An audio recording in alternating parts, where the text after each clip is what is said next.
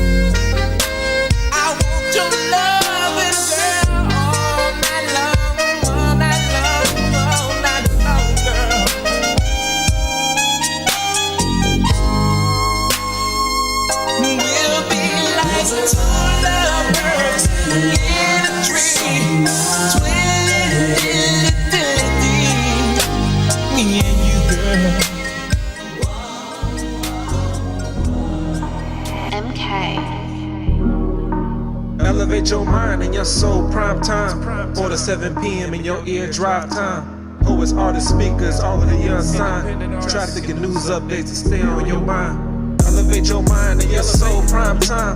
4 to 7 p.m. in your ear, drive time. Poets, artists, speakers, all the unsigned. Traffic and news updates to stay on your mind. Elevate your mind, your body, your soul. Your soul. 4 to 7 Thursdays, the poet be hearted. That's me, you know what? Elevate your mind, your body, your soul. Your soul.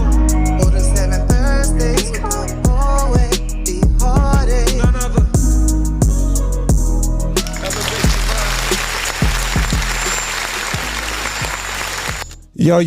Yo, what's going on? It's your boy, B. Hardy the Poet, here on another edition of Elevated Thursdays on Mo City Radio. You know what it is. It's December the 19th, and we are back here on another Thursday. Man, shout out to all the listeners that we got on today. And we got a really dope show today. Like, we got so many dope-ass artists because we're going to be talking Bars Fest today, of course, because it was an amazing one this past Tuesday. If you didn't catch it, then you definitely missed a hell of a show. Shout out to Wine Poetry. Shout out to Bars Fest League. Again, they just keep putting on and curating some dope ass poets and just some awesome artwork. You know, just some awesome artwork on stage. So we got quite a few major guests up in the building on today. We got none other than the legendary Smooth the Poet in the building on today. Legendary. Legendary. I didn't think I reached legendary. Yeah, legendary. Nah, yeah, you definitely reached that status because you got some features on you, man. At this point, it's definitely legendary status. But yeah, we also got none other than LJ Hamilton in the building on today. The bear. Yeah, in a major way. Who else we got? We got also Rarity in the building on today. I mean, gee whiz. These are also, if y'all couldn't tell, these are some of the Bars Fest performers, the entertainers, the merciless assassins that were on the stage that night. We also got Essential Morto in the building on today.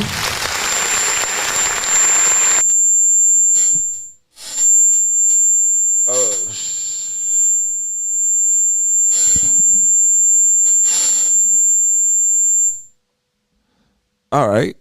Technical difficulties. You hear Smooth? I'm good. Yeah. So Let's go. we also got that threw me off like a motherfucker, right? So who else we got today? We also got Siraj.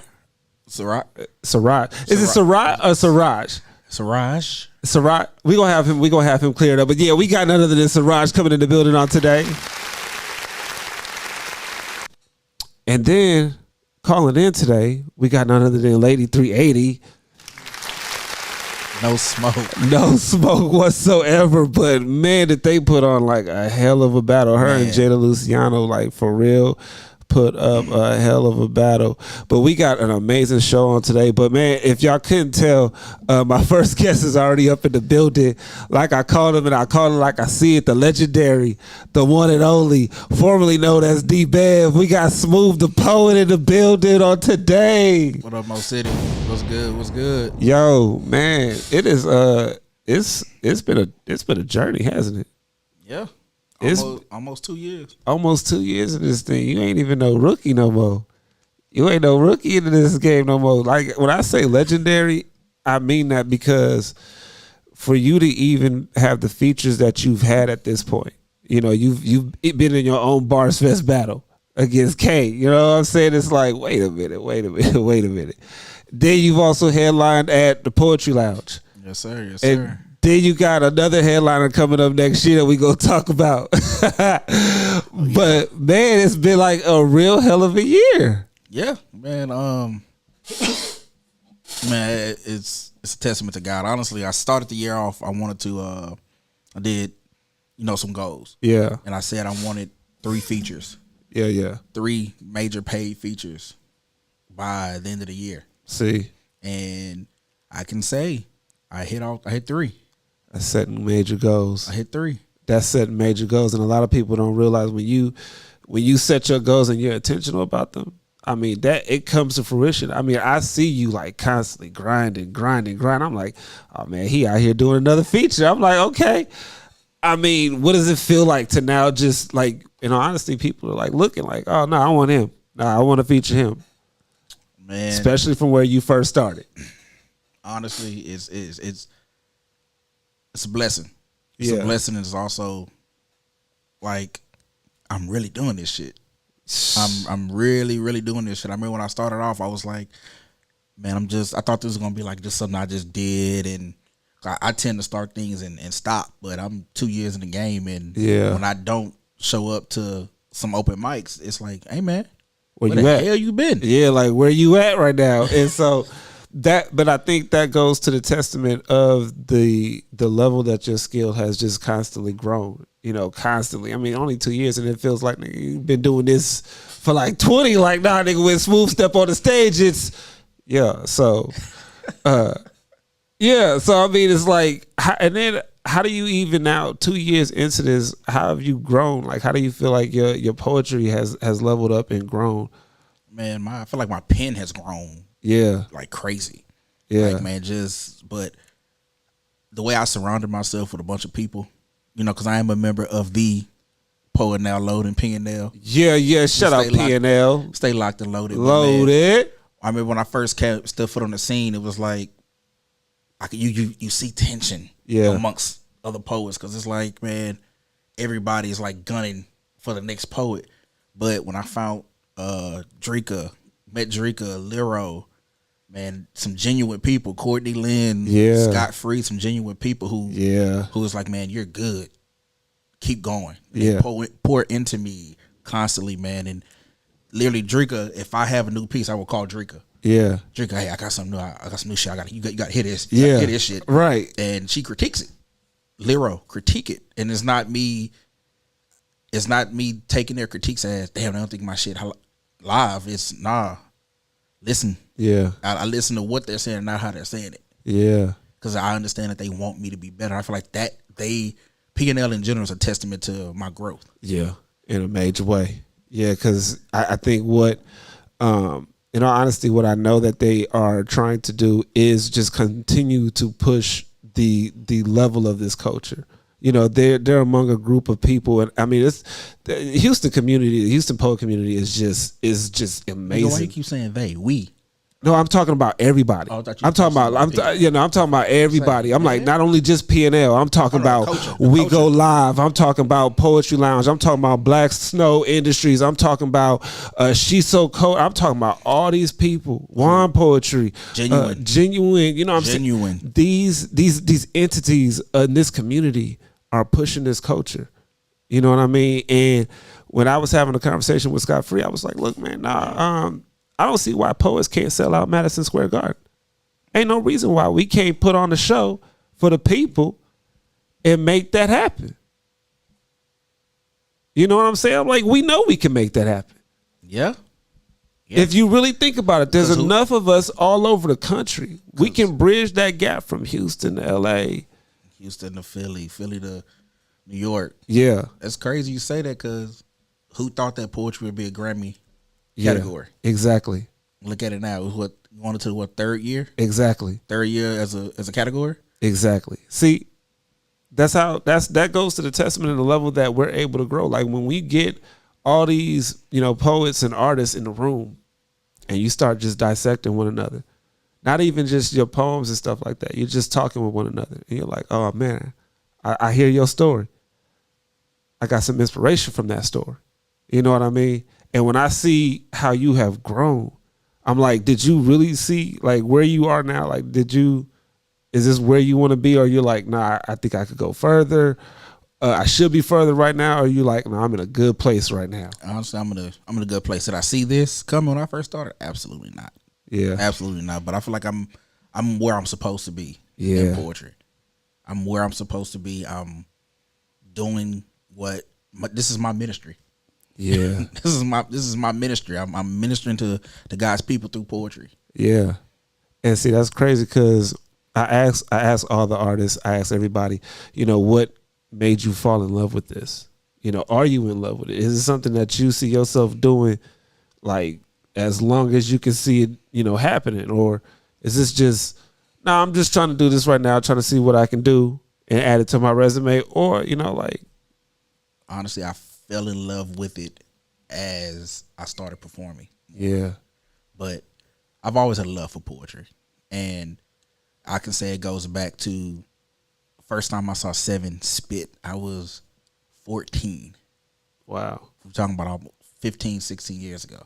I saw Seven spit, came to my church and he spit. And I was just sitting there in awe. Yeah. Like, this dude is really, this not the poetry. When I hear poetry, I think roses are red, the trees are blue. Yeah. Things like that. But I'm sitting there like, yo, Yeah. this is dope. This is dope. And from that day on, man, I researched who he was and listened to him. And then 2 years ago, sitting in the little hookah lounge, we like to a little duck off, as me and him call it. Yeah. Man, we're sitting in there. I'm sitting in there, and he walk in, and I'm with my lady. I go, hey, that's Seven. See. She was like, who is Seven? I said, he a poet. I said, I saw this dude. I was in high school. Yeah. Went to him, chopped it up with him. I said, yeah, man, I met you. Ooh, ooh. He was like, man, I just feel like it's something on you. You should come to Poetry Lounge. I came, checked it out. He say, after the show, you getting on stage next week, right? See. I said, uh-huh. Who? You, nigga. Yeah, Get on stage you. next week. I show up next week, get on stage, and I have not looked back since. See. I have not looked back since. What was that feeling like though for you? Like, for real, like to even get that, that's like in this game and in this industry with these level of artists to get that recognition, it's like, oh. Man, to me, that has been the scariest stage I've been on so far. Yeah. The Poetry Lounge stage. And even to this day, 2 years in, I still get a little bit of butterflies in my stomach standing up there, getting up there. Yeah. But in that moment, walking up to that stage and seeing 150, 200 people staring back at you like, nigga, what you finna say? Yeah. What you got? Yeah, yeah. It tripped me up a little bit. In the middle of the piece, it tripped me up a little bit. But the thing I love about the Poetry Lounge audience is, man, they pick you up. Mm-hmm. They pick you up. Yeah. They pick you up in a major way. They pick me back up, and when I finished the standing ovation I got, I was like, ooh. First it was like, damn, I did that. Yeah. Then going back and watching the video, then people coming up to me afterwards, man, you did an amazing job. You did an amazing job. Don't stop. Don't stop. Seven telling me, hey, keep writing. Yeah. Keep writing. And like I say, I ain't looked back since. What do you think at this point in your career with poetry, where do you think you get your inspiration from in your writings at this point? Like, how do you create a new piece, whether it be a love poem, whether it be a black empowerment poem? Because I mean, you've got a pretty diverse catalog at this point. Mm-hmm. You know what I mean? So how do you find that inspiration for each piece that you write now? Well, initially when I first started, I felt like I was trying to force myself to be something I wasn't. Yeah. And then the inspiration just comes from other poets. Watching, not saying that, I can do that better. It's like, man, I feel like I could put my spin on something like that. Right, I could put myself into a piece like that, or something on social media, something in my everyday life. Yeah. So, I work with kids, so anything I hear the kids at work say, I might take my phone out and I keep a whole log. Yeah, exactly. of concepts. So it comes from various places. The inspiration comes from all over, man. And I think that's very key too. I mean, especially for you now to be just 2 years into this thing, and you have this much backing from the community. I mean, if you know, it's like, oh, Smooth gonna show up. It's like, oh no, yeah, I'm gonna be there. You say that, man. It's times when at Poetry Lounge, Sevens called me up and go, he's a crowd favorite. I'd be like, who is this nigga talking about? Yeah, exactly. Who is this nigga when talking they about? know? And I'm like, okay, he finna call somebody else up, and he go, I introduce you to my hookah brother, Smooth. I'm like, wait a minute, who is? I'm a crowd favorite.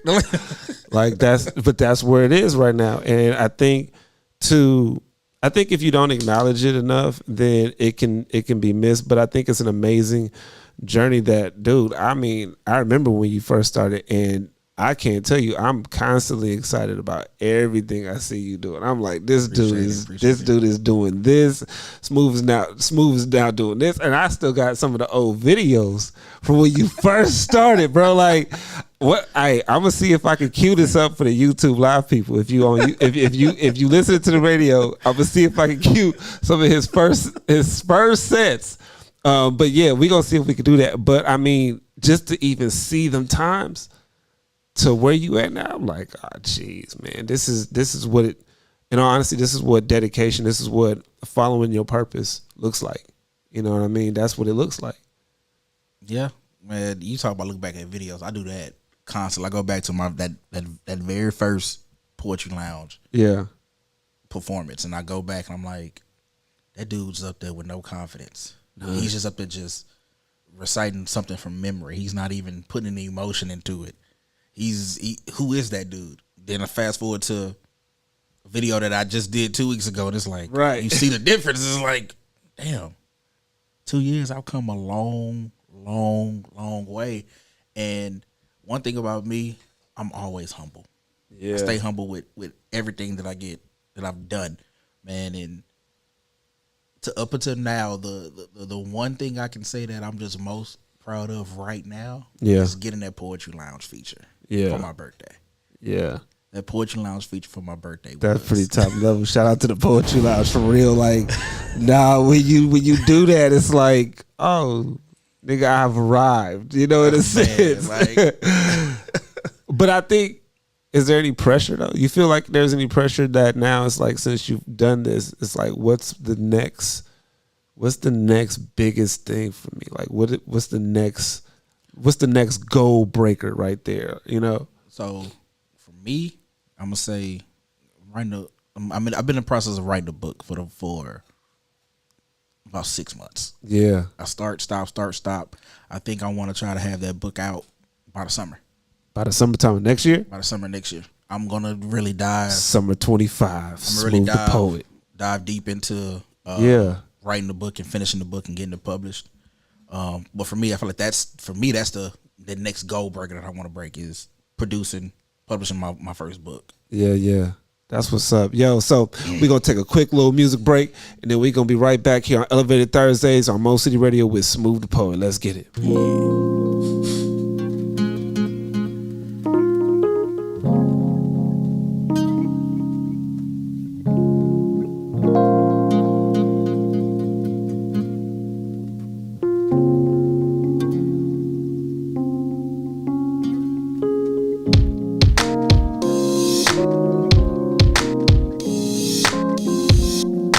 Closer to my dream.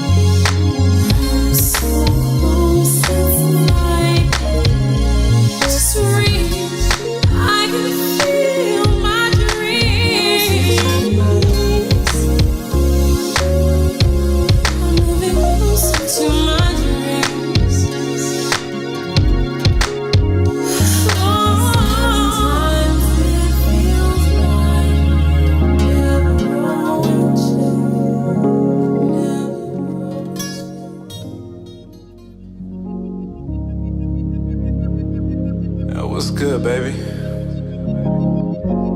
Why you over there? I want you to just come over here and get a little bit closer. Dim the lights down, pull that dress down. That sexy body really got me feeling pressed. Wow, let me lay you back to get you on my best now. Try to love you down as long as your body just allows. I could've swore this is why you really came down. So don't be giving me all that shit that you shy now. I saw the way your eyes lit up when you slid down. Let's fuck for an hour so I can take you out on the town. You wasn't ready yet, you put your head face down. I took it from the back, then made you bust like blackjack. She got on top, yeah, she liked the horseback. I don't care if the neighbors see, I need you just to talk back.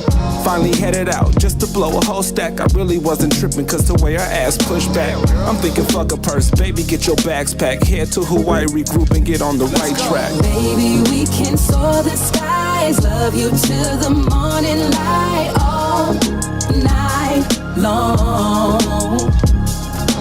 Baby, we can soar the skies. Love you till the morning light. All night long.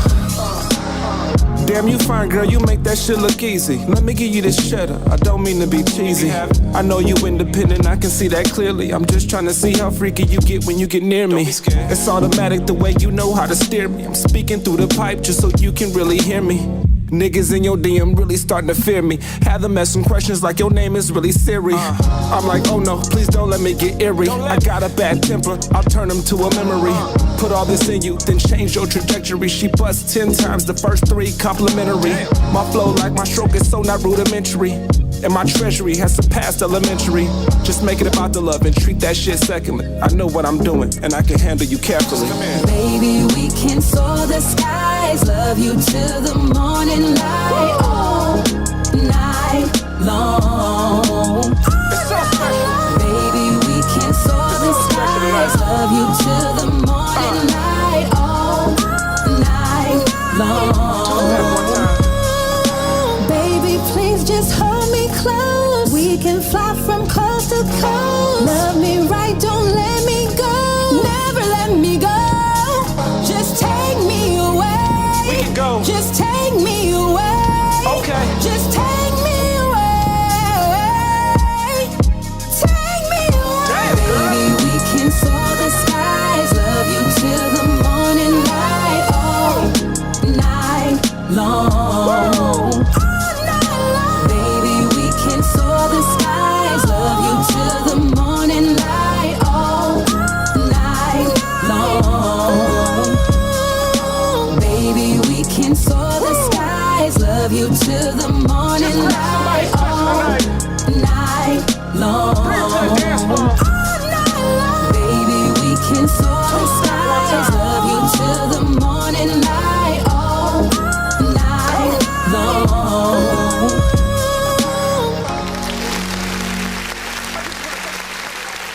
Yo, what's good? We back again on Mo City Radio on Elevated Thursdays with B Hardy the Poet. We got Smooth the Poet in the studio on today. But before we keep going, I got to do this 4:30 traffic update. So on the 610 South Loop eastbound at Crestmont Street, there is an accident with 2 vehicles involved that is affecting the left shoulder and left lane.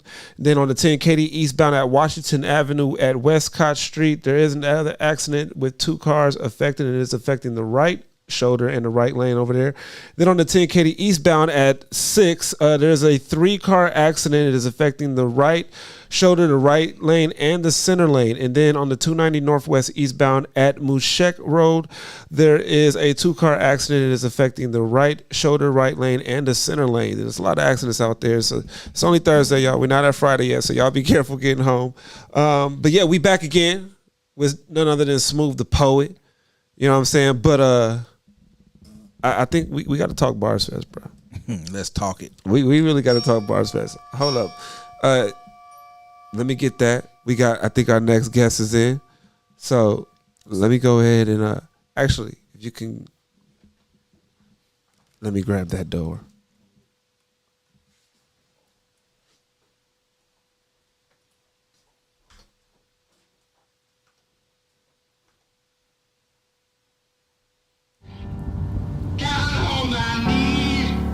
Yeah.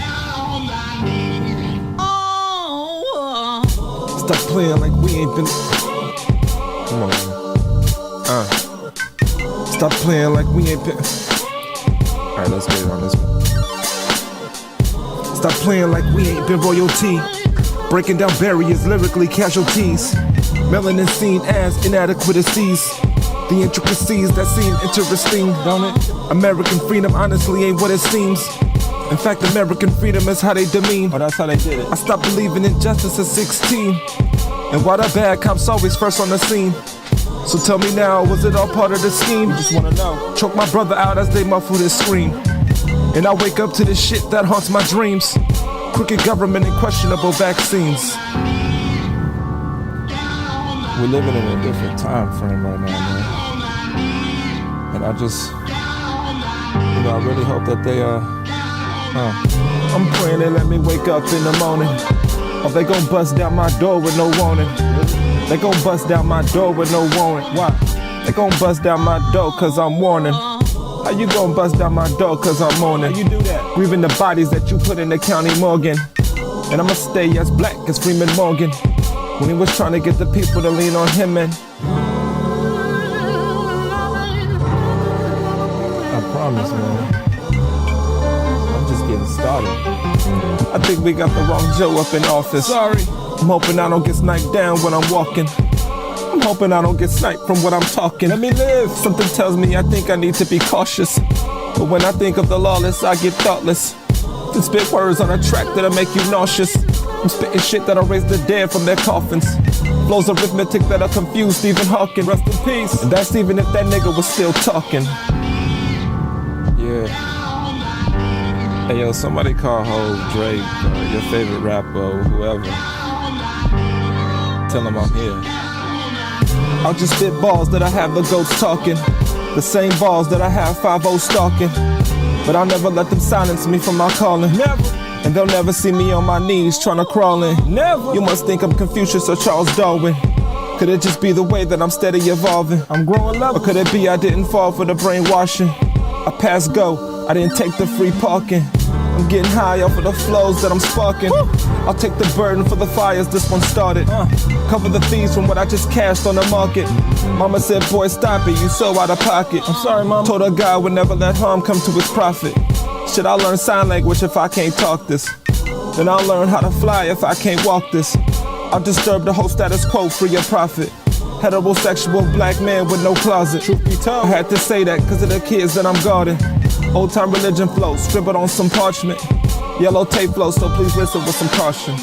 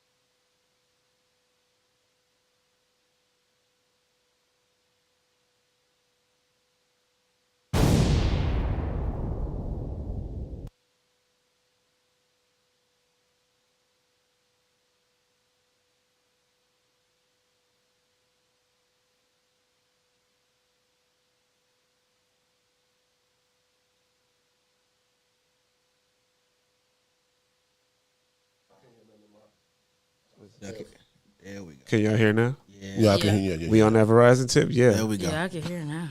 Oh yeah. Thank you for the listening audience. Who was that? Yo, see, this is why we enjoying ourselves today.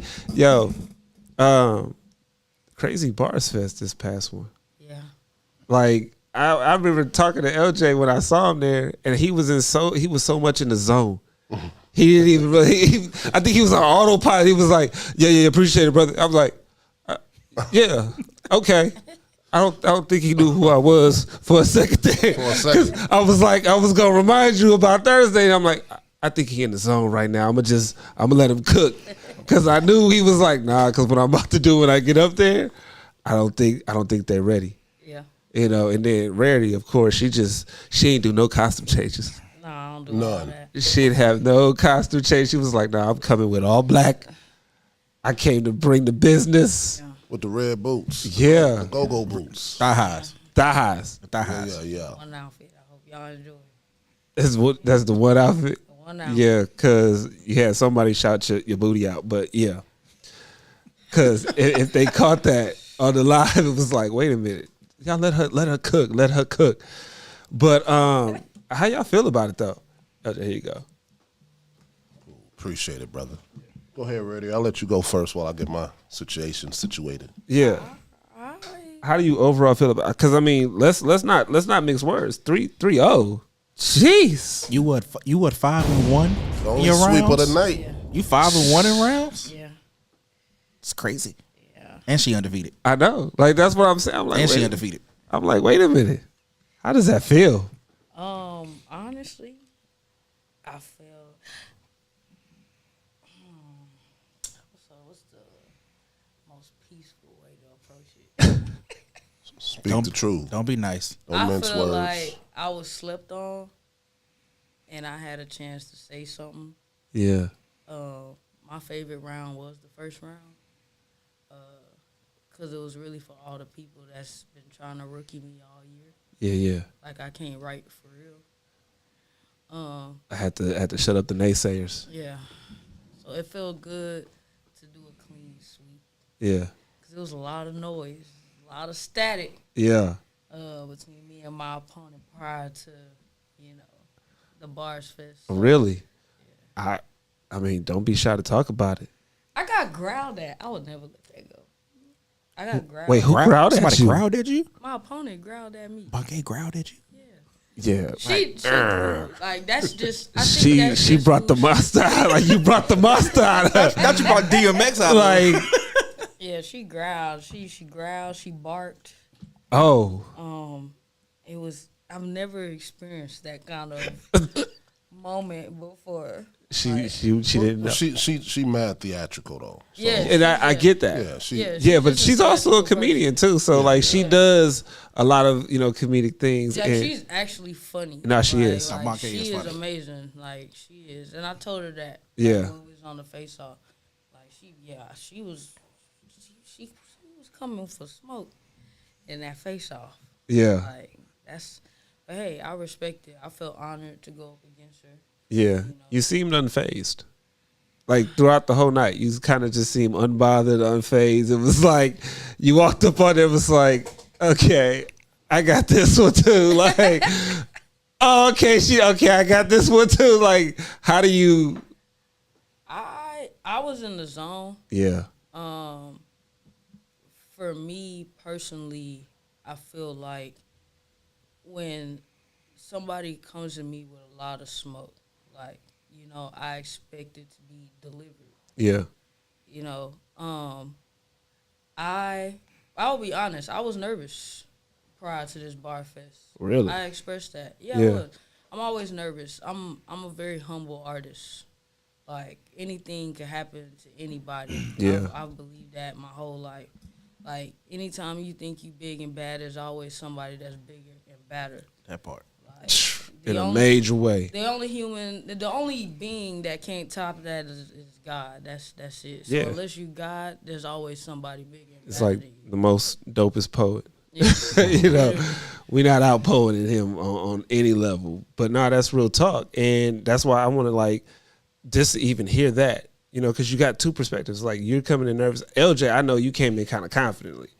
And I think and that's just real talk. But I think you have that right to walk into it as confidently as you did. Yeah, I stepped into mine. I stepped into it confidently, but I knew as far as the expectation that Essential and myself set for the battle. Yeah. What we agreed to. I knew it was going to be one for, more so for the listening and viewing audience. Yeah. Than for bragging rights or who gets to win or Kit Kat or something like that. Yeah. Because him and I had already discussed it.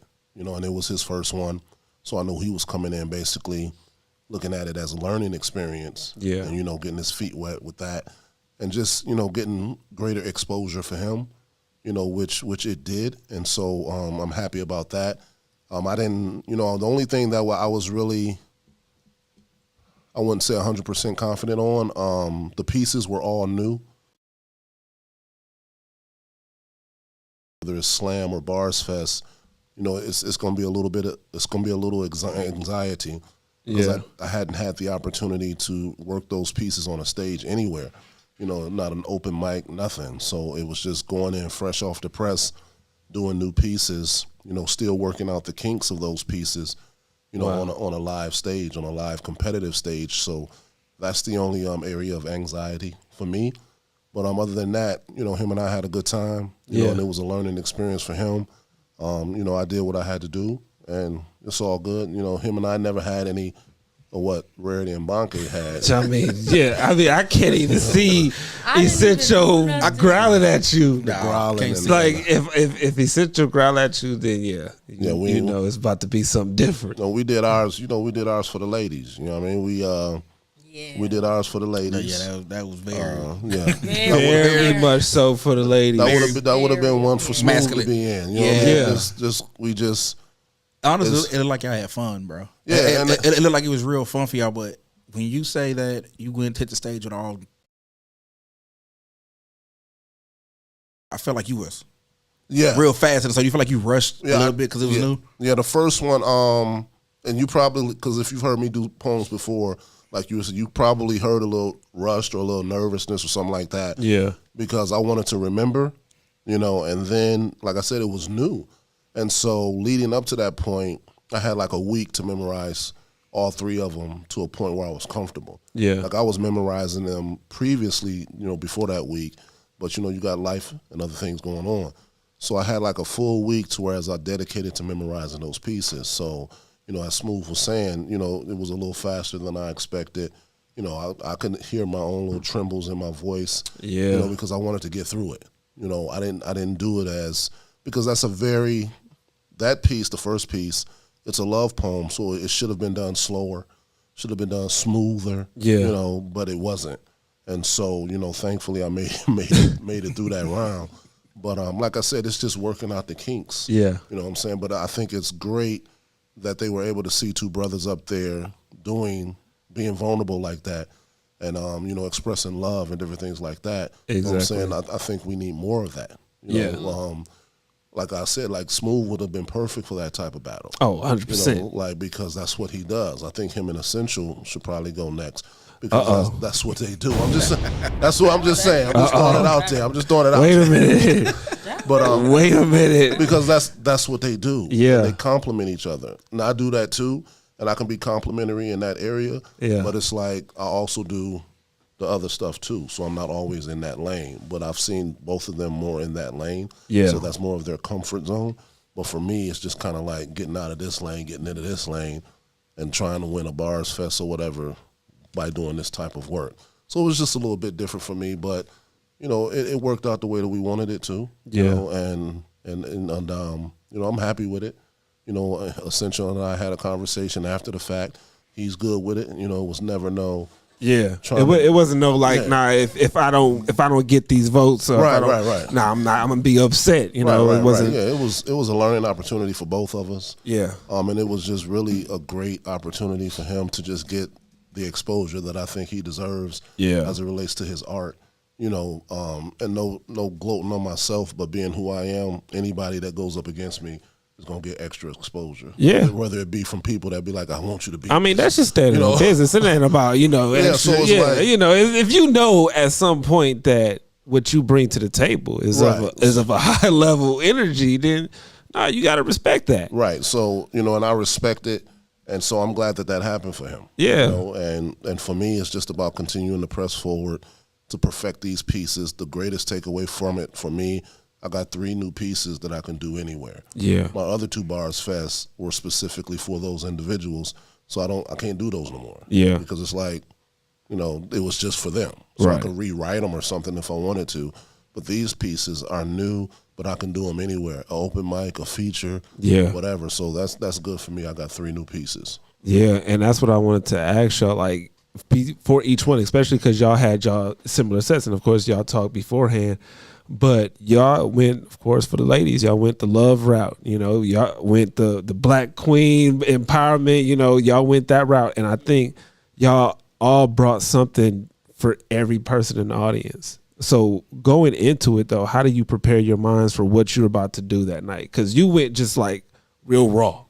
It's like Reddy was just like, nah, I'm gonna come up in here one outfit, and I'm gonna get up on the stage and I'm gonna handle business. Yeah, one outfit. You know, and it's no diss to those that want to change outfits. I think Free like definitely set something up with that. It's like just like when Saquon Barkley jumped over a player, and now everybody trying to jump over a player now. When you know you got that status, now everybody's looking at Free's battle and it's like, oh, I want to do that too. I didn't know we could have the outfit changes. It's like, let me do that too now. Yeah. But I think what you did is like, I don't need an outfit change. I'm gonna come and do what I'm gonna come and do me. Yeah. I'm gonna be me, and I'm gonna come as raw, and you gonna get it. So how did you prepare for that though? Real. Oh, well, I pray before I do anything. Yeah. I really had some very me versus me moments prior to this battle. I actually thought we was gonna make it all the way to Bars Fest, and I ain't hear nothing from Bonke, like nothing. Oh wow. The first thing I had seen her post was when she was in the gun range. Posted our flyer. And I was like, okay, here we go. Yeah. She been business. She was like, oh, yeah. It's on and popping. I was like, it's on now. Yeah. She coming for my head, right? So I'm like, okay. It kind of gives you a different momentum. Yeah. You know, because, like, any opponent I have, I want them to come with their best. Mm-hmm. Like, you coming weak does absolutely nothing for me. Yeah. That's not a real win for me. You know what I'm saying? So I appreciated that she was coming with it. Like, that was her goal. That was the task in mind. Yeah. When I was rehearsing, when I rehearsed my pieces, it can be frustrating because you have to believe in yourself no matter what. Yeah. You can have 1,000 people cheering you on, but if you don't believe in yourself, that person that you look at in the mirror, then nothing matters. Yeah. You know? Me, I'm dealing with a lot this season. See. So I had to tell myself, okay, listen, Chelsea got all this going on, but Rarity got to hit that mic. Yeah. You know? Kind of like just not necessarily putting the personal just completely on hold, because sometimes you bring that personal on the stage. And I did. In my second round, I needed that piece for myself. I battle a lot with the old me, and I just knew that would be a piece that would be in the set. Yeah, you know, because every time I do it, somebody needed it. You know. Yeah. That night, I think one of the best parts for me was that night, several people came up to me and said, I needed to hear what you said that round. Yeah. Like, it wasn't necessarily about the win. It was about the impact. Yeah. And that's what I appreciated the most. Because at the end of the day, we're going to have fun. It's a competition. Mm-hmm. Of course, you want to win, but you also want to make sure you leave with something other than just that win. Yeah, you made an impact, though. I think that was one of the hugest things and the biggest things that I took away from it.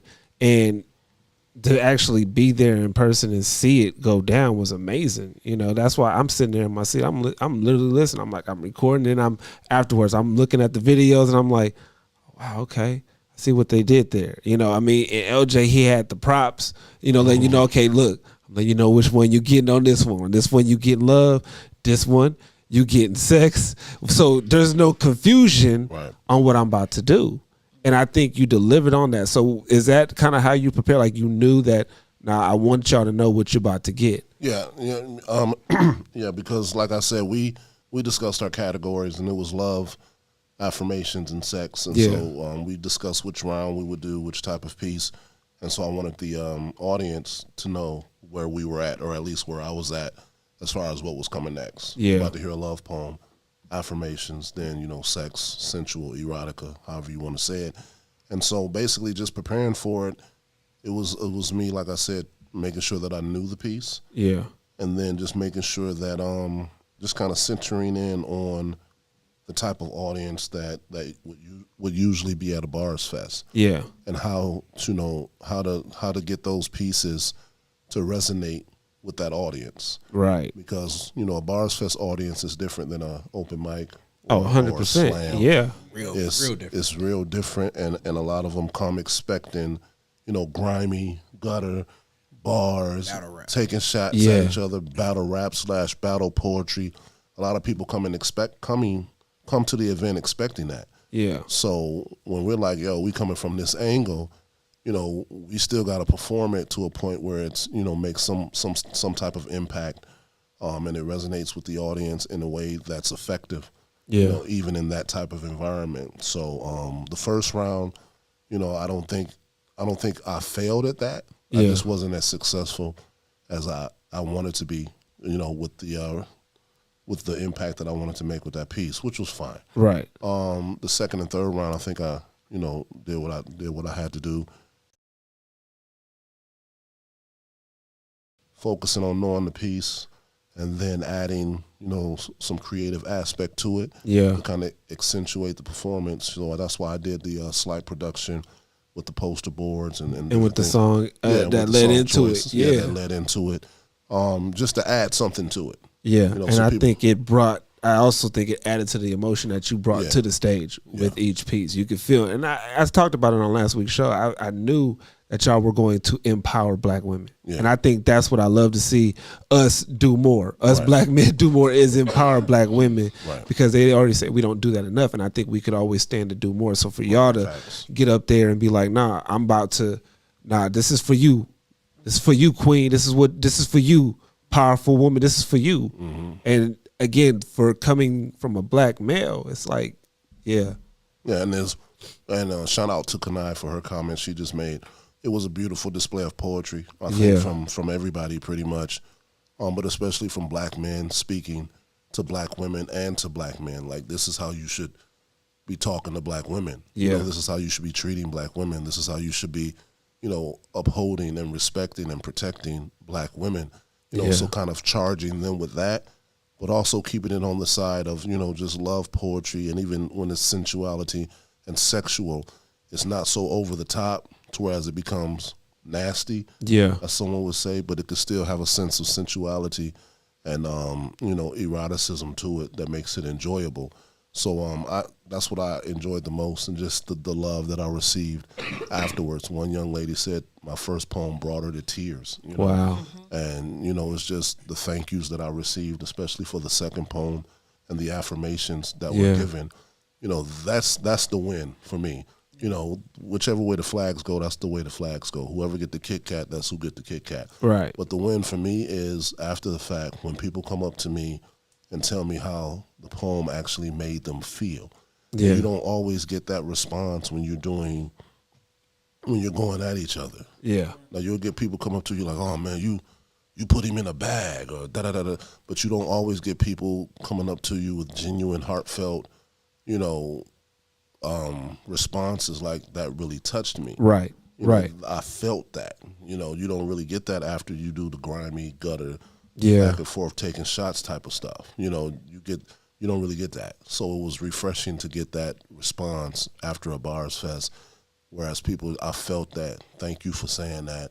You don't know how much that meant to me, and it was just a beautiful experience. Yeah. And I think as every artist and every poet strives to do when they get on stage is to leave that impact. Right. You know, if you can't get off of that stage and not have one person like that did something for me, Right. you know, to be able to do that and to do that in a Bars Fest setting, it's huge. Yeah. You know, that's huge.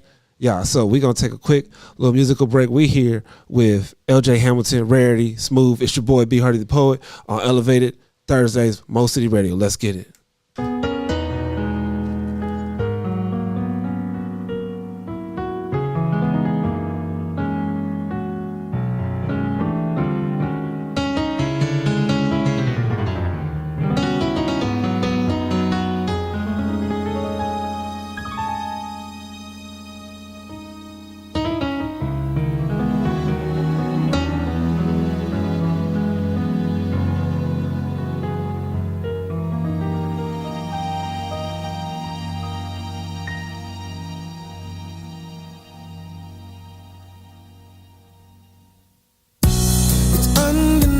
incredible that we should be together. It's unbelievable how I used to say that I'd fall never. The basis you need to know, if you don't know just how I feel, then let me show you now that I'm for real. If all things in time will reveal. Yeah. One, you're like a dream come true. Two, just wanna be with you. Three, girl, it's plain to see that you're the only one for me. And four, repeat steps 1 through 3. 5, make you fall in love with me. If ever I believe my work is done, then I start back at 1. Yeah, yeah. It's so incredible the way things work themselves out, and all emotional once you know what it's all about. Hey. And undesirable for us to be apart. Never would have made it very far. 'Cause you know you got the keys to my heart. 'Cause one, you're like a dream come true. Two, just wanna be with you. Three, girl, it's plain to see that you're the only one for me. And four, repeat steps 1 through 3. 5, make you fall in love with me. If ever I believe my work is done, then I start back. Say farewell to the darker night. I see the coming of the sun. I feel like a little child whose life has just begun. You came and breathed new life into this lonely heart of mine. You threw out the lifeline just in the nick of time. You're like a dream come true. Two, just wanna be with you. Three, girl, it's plain to see that you're the only one for me. And four, repeat steps 1 through 3. 5, make you fall in love with me. If ever I believe my work is done, then I start back at 1.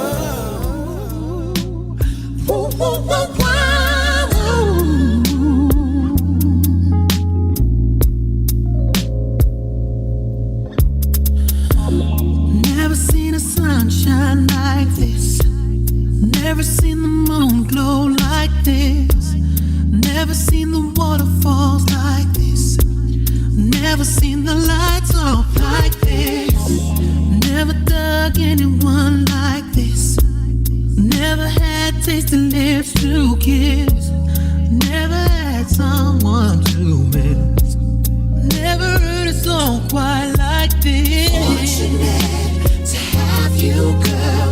I'm so glad you're in my world. Just as sure as the sky is blue, I'm blessed the day that I found you. Never had room service all night. Never took a first class flight. Never had a love affair so tight. I've never felt the feeling so right. Never seen a winter so white. Never had words to recite.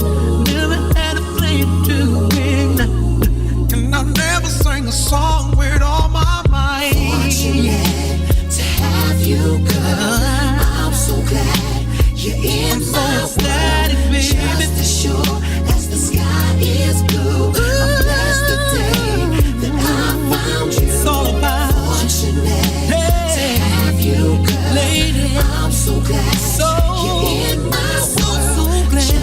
sure as the sky is blue.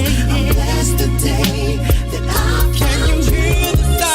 Child, I hope you read. I'm calling out to your body. I'm calling out. Just what to do. Close the door, no end. Put your hands together now. Let it see. I'm so glad that you're in my world. My Just girl, as sure my as the sky is blue. my I'm blessed the girl. day that I found you. And I'm so mighty proud about to have you. no shame in my I'm so game. glad you're in my world. Just as sure as the sky is blue. I'm blessed the day that I found you. I wanna show you all. To have you. I wanna let them know. You're in my world. Let the whole world know why. As the sky is Loving my baby now. that I found you. Loving my baby now. To have you. Ain't nobody. You're in I my said ain't world. no Just as sure lady better than my baby. I'm blessed the day.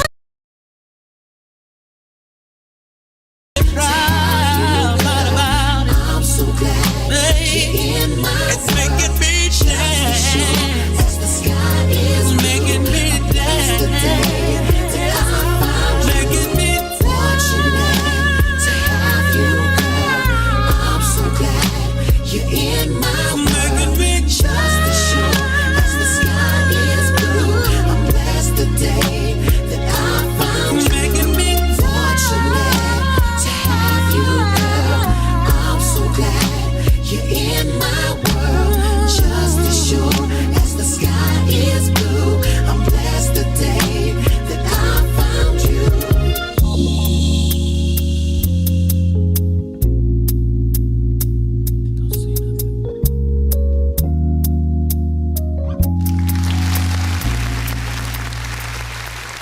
Yo, what's going on? What's going on? We back here again on Elevated Thursdays with B. Hardy the Poet, your boy here. And we got none other than Rarity in the building. We got LJ Hamilton in the building. We got Smooth in the building. And we got our other guest that popped in the building. He was also one of the judges at Bars Fest. We got none other than Siraj, or does he go by Iconic? Which one is he going by these days? Iconic is the brand. Oh, that's the brand. Okay, so when he said Iconic on Tuesday, it was like just Siraj. We got Siraj in the building on today, y'all, and he was one of the judges. So, and we talking Bars Fest, you know. And I'm like, I think we all want to know what led you into choosing, you know, each poet. What made you feel the reason to choose Red or Yellow, or made you choose LJ, made you choose Rarity? What was it about their pieces that you liked that night? LJ going against Immortal. I mean, Immortal was spitting doing what he do, right? But Yeah. I was judging from it's like it was a battle. To me, it was a battle, right? It was a battle, right? So LJ he brought the heat. Yeah. You see what I'm saying? And so I base it off of not just what they were saying, but the delivery. Yeah. And the stage presence, and just the fact of I'm in the competition. I'm battling him. Yeah. He brought the heat. Was it difficult for you to choose at any point, whether between LJ and Essential or between Rarity and Bucket? It's like, nah, I know exactly who this round goes to. Right. Yeah. And the same with her. She brought the heat. The other young lady, she was spitting too, but to me, she wasn't in battle mode. Yeah. You know?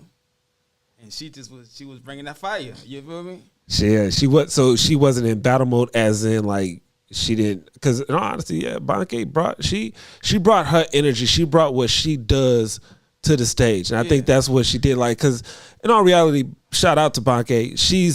She got grimy. She even said on stage, she was like, I had to actually come out my comfort zone to do this. Right. And for her to even do the pieces that she did were amazing. I mean, and honestly, she had a queen piece. She came out in that royalty outfit, you know. She was like, do. She came out to the Ali theme. I was like, right. Okay, she about to spit something. I'm like, oh, but Rarity sitting over there like, okay, go ahead. As soon as I heard my name, it was like we wanted to see that look. You gotta expect to hear your name in the bars. Yeah. I just had to like I was sitting up and then I had to lean forward.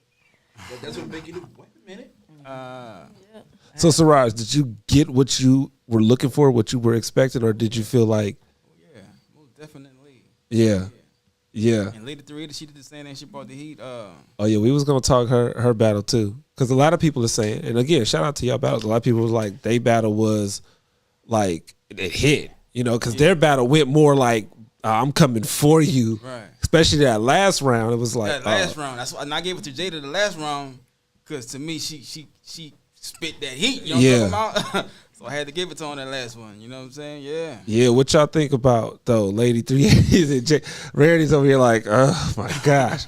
Because we was talking before. It was like, nah, 380, she about to come. But, Jada had just as an impactful battle, especially her first one. I think she went real raw emotion. I'm going to let y'all.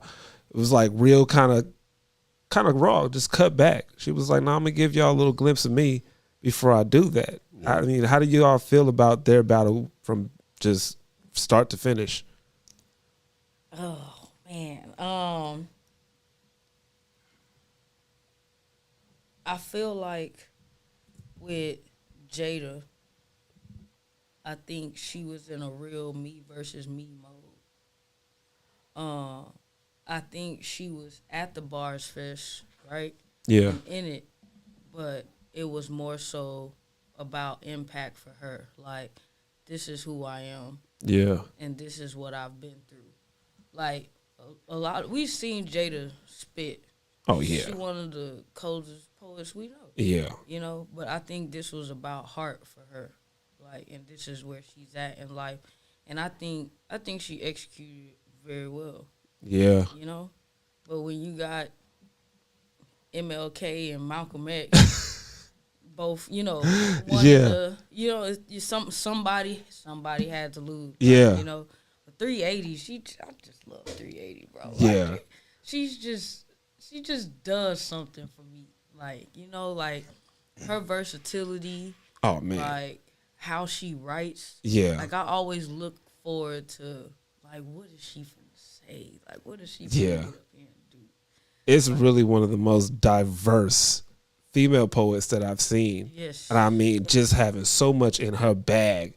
I'm like, and then to be able to come out and what she did in the third round, and I'm like, oh my gosh, she cooking. Yeah. She cooking. I mean, LJ, I was looking over at you, watching. I was like, oh yeah, he sees this. He sees. Yeah. Oh, she's in her bag right now. Yeah. How did they battle make you feel? Excuse me. I mean, 380 gonna be 380. Yeah. I understood that going into it, and I think Jada, it was her opportunity, her golden opportunity to wake up anybody that was sleeping on her. And I think she did that flawlessly and masterfully. Her first two rounds, they were raw, but 380 was just a little bit rawer. Yeah. If that's even a word. Poets, we can make up words. We can do that. So it's just about, when you're in a vulnerable space on a stage, and then another poet follows after that or even comes before that, and they're also in a vulnerable space, then, those who are judging the work at that time just have to go with, who they felt more. Yeah. And in those first two rounds, 380 just kind of revealed more as far as relatability for everyone. Jada's pieces were more centered on Jada and Jada's experiences, which is fine. But 380's pieces could have been anybody. You understand what I'm saying? It could have been, like her first piece, it could have been could be talking about your uncle, your brother, your friend, whomever. And her second piece, again, it's more relatable. So being that it's more relatable, more people are going to feel something deeper than a vulnerable piece just about you. Right. And so I think that's where Lady 380 was most successful at in the first two rounds. In the third round, I think if 380 would have performed her piece better, then it could have went in either way. But being that she didn't, she had some hiccups and, whatnot, it went in Jada's favor. Jada spit third round. Oh, yeah. She spit some fire. You know, and I'm not taking that away from her, but I'm just saying that for 380 would have spit better. Right. Then, you know, it could have went either way. But being that she didn't, they had to, you know, it would have been unjust not to give it to Jada. And Jada did an amazing job. Jada was 3-0 up to that point. Yeah. 380 was 3-0. So coming into that battle, one of them had to walk out with an L. And I think that put some pressure too. Yeah. And they both knew the pressure was there. I think for themselves more than anything was like, okay, I'm walking out of this either with an additional win or I'm taking an L on this one. Right. You and know. And so Lady 380, she was crowned the queen of Bars Fest. And for this Bars Fest season, she has the best record. Yeah, she said it was heavy. How much did the crown cost, LJ? Nah, shout out Lady 380. Because she was like, nah, this is heavy. Like, wait a minute, nigga, how much did this? They got some weight on it. Yeah. You know? Shout out to her, 4-0, no losses. In a major way. And just, you know, she did her thing. Yeah. And 380 been doing her thing, you know, real heavy for a while now. And I'm just glad that she's getting, you know, the recognition and the notoriety that she deserves, especially on this type of stage. Yeah. So, you know, next year it's going to be some people, yeah, you know, Target coming at her, you know, like, because it's still some people out there that I think would be, you know, good competition for her. Oh, absolutely. And so we're going to see. Like who, LJ? No. Oh, he said, no, I'm not. 380 is family. I mean, it's the family. But it's some amazing poets out there, especially some amazing female poets out there that I think would really it'll be a tough matchup for her. Yeah. So, and I think that's what people want to see. You know, people want to see like a 380 versus a Sharika, because Sharika is so. I see what you did. You know there. what I'm saying? So dynamic. Sharika. You know, Sharika's so I dynamic. think your next battle. And 380 so dynamic. And yeah. both of them can just. I would like to see that. I think that would be an amazing matchup. Most definitely. I actually think that. I mean, I see how you curating. Let me find out that you low key behind the scenes curating, masterminding each battle. No, but I think that would be an amazing battle. In all honesty, you know. Yeah. And really quickly, let me say, if y'all want to call in and talk to any one of our guests, the number is 281-969-8473. Again, that number is 281-969-8473. We talking Bars Fest. So, Siraj, Lady 380 and Jada. Like, I mean, I saw your flag. You gave Jada that last one. What was it about it besides just, like, content-wise? What was it about it that made you feel that one over 380? Because 380, that third one, I was like, oh, man. She spit it like, I got to win this one. Yeah. And to me, she gave her everything on that one. You know what I'm talking about? Yeah. And I had to give it to her just because of that. I think, and when I watched it, I was like, oh, I think she should have went that with the second one. She should have went second on that one. And then their second piece, you know, end that off like that. But I think she did an amazing job overall, just, you know, curating from, okay, because I think she talked about it on your live, LJ, where she was just like, I'm about to do something that is going to not be who I'm used to being. Mm-hmm. And I think she showed that. On that last one? Yeah. But in a major way. I never saw a spit like that before, ever. Yeah. You feel me?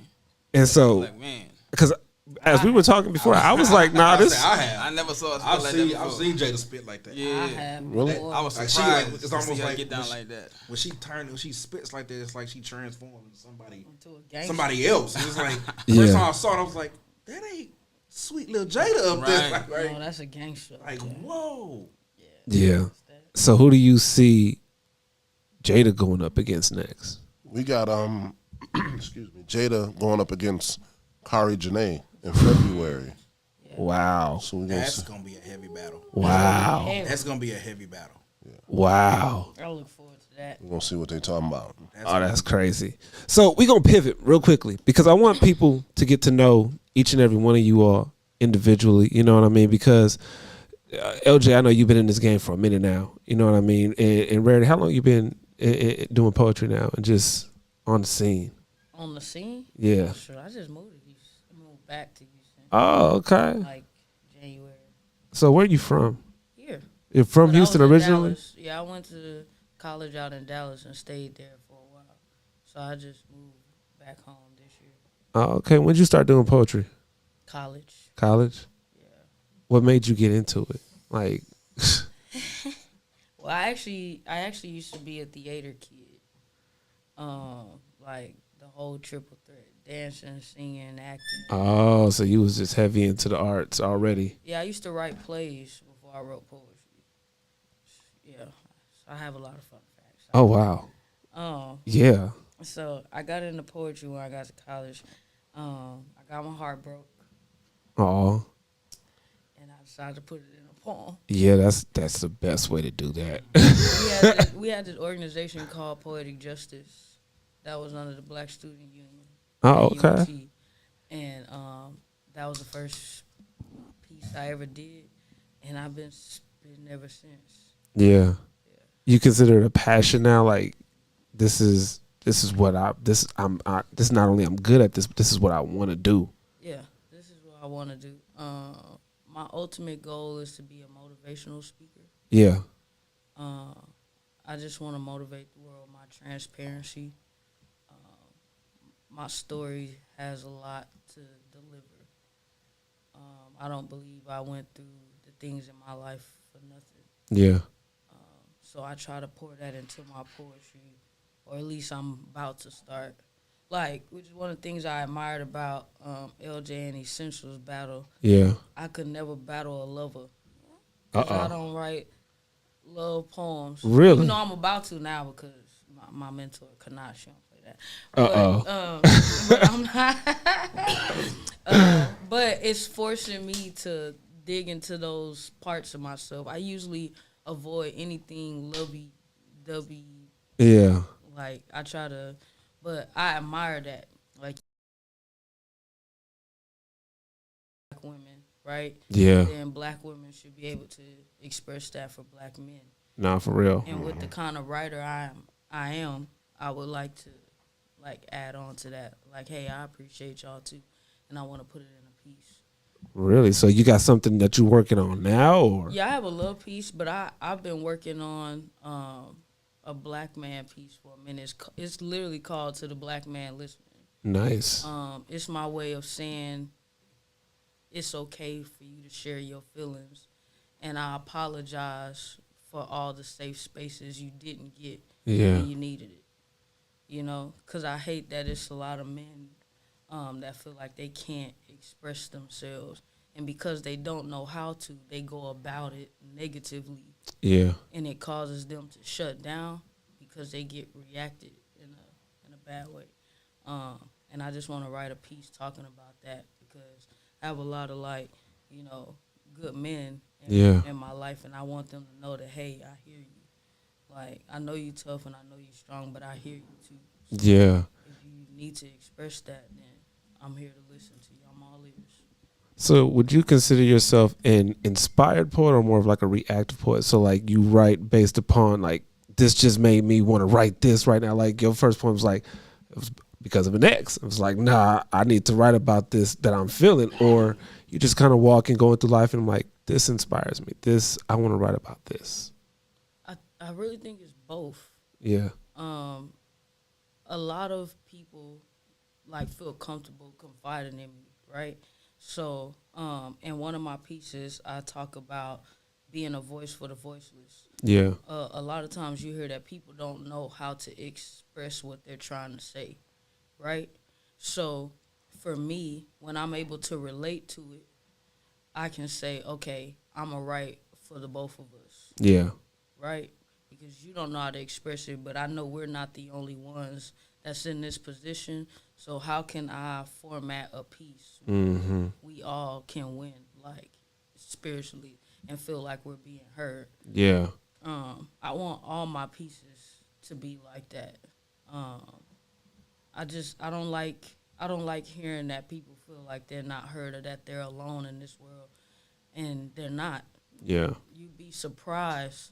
Like, every time a poet gets on stage, they say something that makes me sit back and say, damn, I ain't know somebody else felt that way. Right. You know? But damn, I feel that too. Like, all through the night.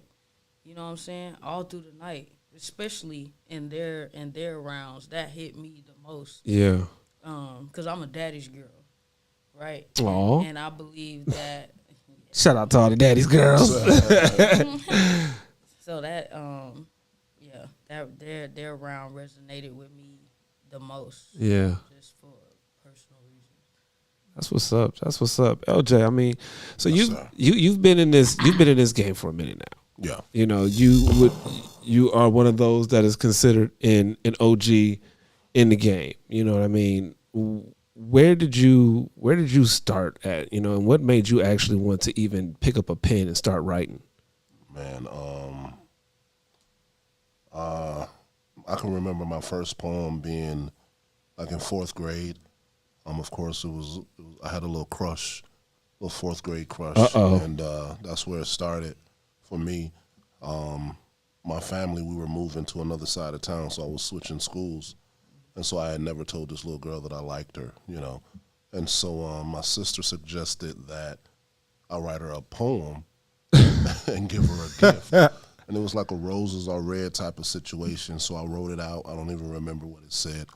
And my sister bought some rhinestone earrings or something from the mall. Yeah. And so I put them in a little box and sat it on her desk at the end of the school day. I don't know if she ever got it or not. I was real super shy. But that's when I remember writing my first piece. Yeah. In like 4th grade that long ago. And so I've been writing ever since. Wow. And so, excuse me, with my work, I never like to be like pigeonholed into one type of poetry. You know, I don't want to be a love poet. Yeah. I don't want to be like a bar heavy poet all the time. You know, I just want to be an artist. Yeah. A poet. So I want to have the liberty to write about anything, you know, and be able to express myself in that way. I've learned that, you know, transparency is best. Yeah. Always, you know, especially, I mean, for Black men, you know, transparency works best. Vulnerability works best. Yeah. A lot of times, you know, as brothers, we use stages to kind of beat on our chests and boost our ego. You know, we go back and forth or whatever, especially if it's a competition. We use those moments to hype ourselves up, and I've done it, you know. But sometimes we need to understand that being transparent and vulnerable works even better in your favor. Yeah. Especially when it comes to a message that you're trying to share. It's not always about beating your chest. And as I progress in this art, I'm learning that even more. Yeah. You know, some people, some individuals had an issue with the match that I took with Immortal, because it wasn't a beating your chest type of match. And I'm like, yo, I've been doing this 20 plus years. Yeah. And there comes a point in your life and in your artistry that you get tired of always having to fight. Yeah. And always having to battle. And, you know, you got to go up against juggernauts and you got to try to tear them down and they trying to tear you down. And it's not always about that. And it shouldn't always be about that. Sometimes it has to be two brothers expressing love, transparency, vulnerability. And so that's why I really appreciated this match more than the others, I can say. You know, I went up against some amazing artists in my other Bars Fest matches, and I appreciated those opportunities as well. But this one, it was just more of an opportunity to actually speak from the space that I'm in my life. And so, and that's what I want to do with my poetry, you know, because it's always about where I'm at in my life at that time. Yeah. So if I'm dealing with something or whatever and I write it out and it's something I feel like sharing, then you'll know that's where I'm at in my life right now. So in my life right now, it's not about trying to one-up somebody and tear somebody down and tear somebody up through poetry. It's more about expressing love and thankfulness and vulnerability and transparency. Yeah. And because poetry is just an art form that all of us can use to express ourselves. In a major way. In an amazing and major way, and make an impact on audiences. You know, I think we spend way too much time on who's better than who. Yeah. Because it's all subjective, especially in the competitive arena. You know, if the judge is feeling you that night. Yeah. And they may not be. That just ain't your night. It's all subjective. You know, it's not about, it's your art. So it's not about who's better. I may not like your art. You know, I may not like a Picasso, but there's so many other people that do. Yeah. You understand what I'm saying? So I always encourage poets to do you, be you. Of course, you want to evolve and grow, but do you, be you. It's not about who's better. Yeah. Because somebody loves your art the way that it is and the way that you're growing and in the lane that you're in. So it's not always about, well, I'm about to one-up you. Yeah. You can't one-up me because only I can do me. Exactly. So if you do you to the best of your ability and grow and shine in that, you'll be successful. You know, and I've been challenged on, well, you did it. No, it's not always about that. I'm not trying to one-up this brother or whatever. If that's the lane that we in, we can do that. Yeah. But at this time around, that's not where my head was at. That's not where my heart was at. And so as poets, as artists, we have to know how to balance those things. Yeah. And we have to know this is where I'm at in my life, so this is where I'm going to flow from, this is where I'm going to write from. Yeah. You understand what I mean? And so I'm thankful for every opportunity that I have, every stage that I've been on. And, I'm just thankful that I can continue to grow and get better in this craft. Yeah. We got a caller coming in. We're going to see who this is. Yo, what's going on? You on the air with B. Hardy the Poet, Elevated Thursday. Who's calling? Greetings and salutations, my friends. This is Red Lion. Wow. What's going on, brother? Greetings and salutations from Red Lion. I am, once again, in my humble abode, enjoying the radio. And the reason I'm pausing is because I can hear my voice. So this is weird. So forgive me for all the pauses. I just wanted to say a couple things because I'm really enjoying this interview. Yeah. One, you guys did a phenomenal job on Tuesday. I was so impressed, thoroughly entertained. Yeah, and in a major I way. pulled a lot from those battles. So thank you guys for putting up such a phenomenal show. Thank you, brother. Appreciate it. Thank you. Yeah, everybody did. Yeah. So 2 questions. That's it. First question. B. Hardy, when you hopping in there? Uh-oh. That's a good question. That's a good question. That's a great question. I was really, and the funny thing about it, they can see me. I'm waiting on, who's this question for? We're gonna get him in there. We gonna see. 2025. Yeah, 2025 after the wedding, and everything. After that, I'm definitely I already said I'm outside. I already, they can already catch me doing my first cipher. We go live on the 27th, so you already know that's gonna be. It's gonna be pretty amazing. Shout out to Scott Free. Major shout out to Scott Free and Courtney Lynn and the We Go Live crew. So we're gonna see what God has in plan for me next year. Dope. And my second question is for Rarity and LJ. So LJ, we were joking about this, kind of, sort of, but I wanted to ask because I know at some point this is gonna happen. If in a bar fest it was 2 against 2, who are you taking with you, and what kind of battle are you having against anybody you want? And the same question is for you, Rarity. You're saying who would I have on my team? Yeah, 2 against 2, tag team. That's a dope question. Yeah. If it's a woman, I'm gonna get Lady 380. If it's a fella, if it's a brother, I'm gonna get Red Lion or UCJ. Oh. And I think it would be a dope matchup if it was me and UCJ against Lady 380 and Free.K. Oh wow. Being that we were on that team together. Wow. And I just think that would be dope. If it was me and Red Lion, I think like him and I against Lady 380 and Sharika, or Free and Sharika, or Free and Sharika. And I say that because I love 380, I love Free, I love Sharika. Yeah. And yeah, I mean, that's about it. It's just that pot, of competitiveness. I think it would be just super dope. That'd be an insane matchup right there. Team. What you got, Rarity? Oh. Rare said, I don't need. That is an extremely tough question. Female wise, I probably have to take Beauty with me. Beauty? Yeah. Beauty's a beast. Yeah. Shout out to Beauty for real. For real. Yeah. If I had to pick a woman, if I had to pick a man, I don't know. Respectfully, it'll have to be it. If I tag team with somebody, it had to be on some gangster shit. I can't. Yeah.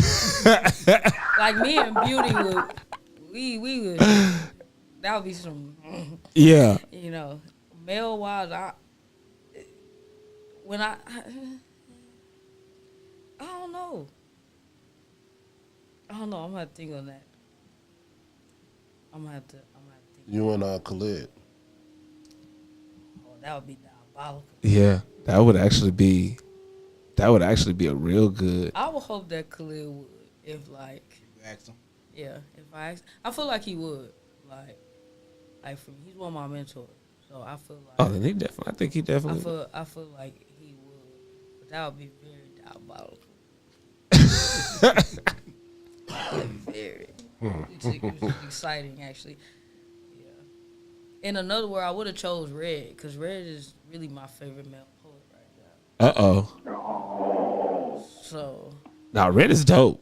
Yeah. Nah, like, for real. I might tag team with Khalid too.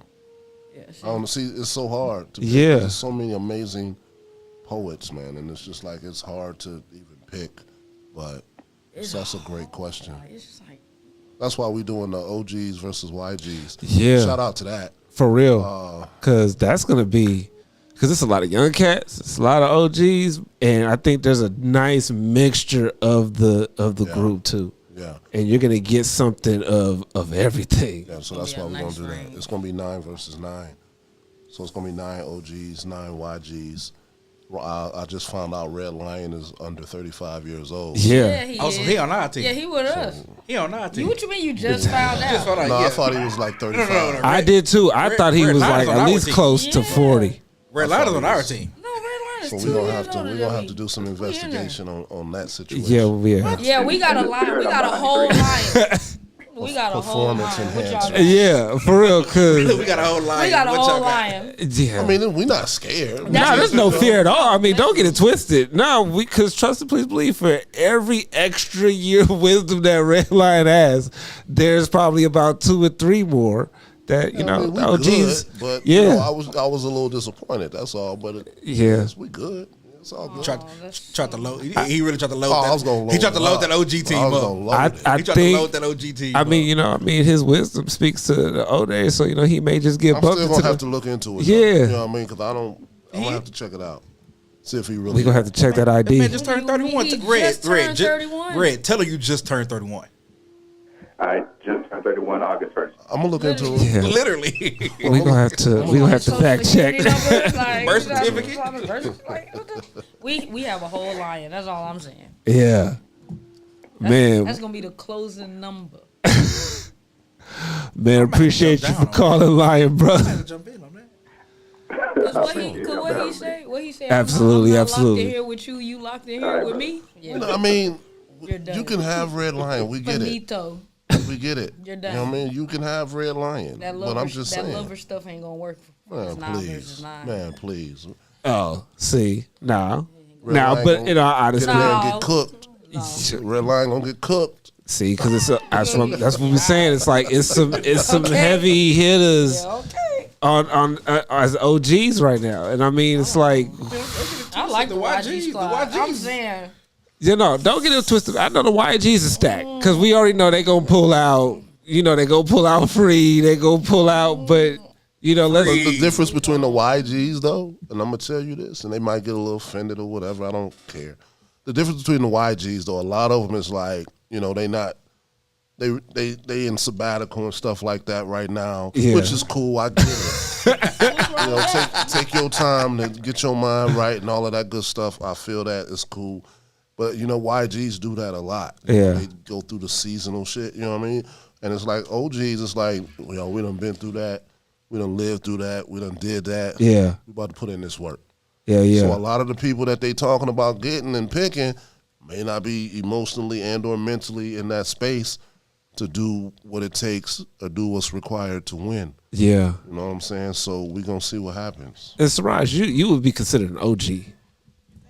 I think you would be considered an OG at this point because age-wise, or it's like how many years you've been involved in the? I mean, because you've been in the game for a minute now, though. I moved here in what 2017. 2017, yeah, that's. We just considering OGs 35 and up. 35 and up, so. I'm in that age-wise. Yeah. It is. Who could you see yourself battling if you had to battle anybody? Yeah. Hey, I mean, be hard to be a fire. Hey, set it up. We can run that. You heard it here first. We can run that, and most definitely we can run that. March to January, February. We're going to set it up. Yeah. That's the next open month, right? We're going to set it up. Yeah, we can run that. No, we can definitely run that for like Challenge February. laid down. Like Challenge February, accepted. March, we can run that. I'm talking shit. I mean, I was good at Bar Fest, but I might be a good battle because I wouldn't really want to battle. To me, poetry is like I like just people do their art and just Yeah. create. I Yeah. like to see the competition thing. I mean, I like to see it, but I'd rather people just display their art. Yeah, and I think it would be good because you also do music too. So that's why I'm like, yeah, Do a poem piece, a music piece. yeah. See, we're gonna have to set that up like February or March or something. Real quickly, let me get this 5:30 traffic update out the way. On the 610 South Loop eastbound at Crestmont Street, there's a 2-car accident that is affecting the left shoulder and the left lane. And then on the 225 westbound at Main and Shaver, there is a heavy truck that has involved 2 cars. It is affecting the right shoulder, the right lane, and the center lane. And then on the 10 Katy, that's managed lane eastbound at Beltway 8, there is a 1-car accident that is affecting that right shoulder lane. On the 10 Katy eastbound at the South Highway 6, there's a 4-car accident. It is affecting all main lanes right now, so it's going to be very slow over there. So make sure that y'all be careful. Try to find your way around that. On the Spur 330 westbound before the I-10, there's a 2-car accident that's affecting the left shoulder and left lanes. On the North Sam Houston Tollway westbound at Mesa Road, there's another 2-car accident. It is affecting that right shoulder lane. On the 290 Northwest eastbound at Mushek, there is still that 2-car accident that is affecting the shoulder lanes. And then on the 99 Lanier Grand Parkway northeastbound at Cypress Rose Hill, there's another 2-car accident that is affecting the left shoulder and the left lane. So it's a lot of accidents out there. Make sure that y'all get home safely. I know y'all trying to get to the weekend, but make sure that y'all get home safely. Right. And we're going to take a quick little musical break, and we got another guest coming that's already here, Essential Mortal, so we're going to have him jump on the mic also when we get back. And we still here with Rarity, LJ Hamilton, Siraj, and Smooth the Poet. It's on Elevated Thursdays on Mo City Radio.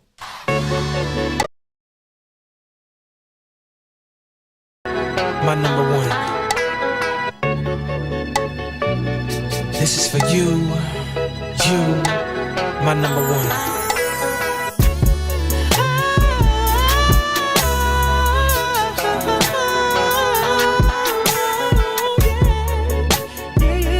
This is for you, my number one. Spotlight, big stage, 50,000 fans screaming in a rain. Bodyguards in limousines. This is the way I see you in my dreams. Paparazzi flash, 100 pictures all of you hanging on my bedroom wall. I'm a kid again. Feel like 13, but I mean, since we fell in love, girl, I've been your groovy baby. Oh, 'cause you are my superstar, yeah. I'm your number one fan. Give me your autograph. Sign it right here on my heart. I'll be your groovy baby. Oh, 'cause you are my superstar, yeah. You're number one fan. This is for you, my number one.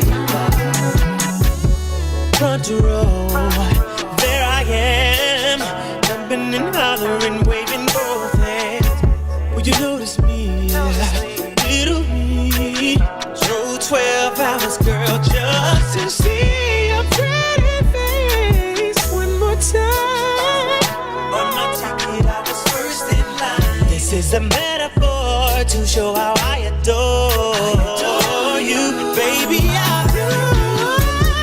I'll be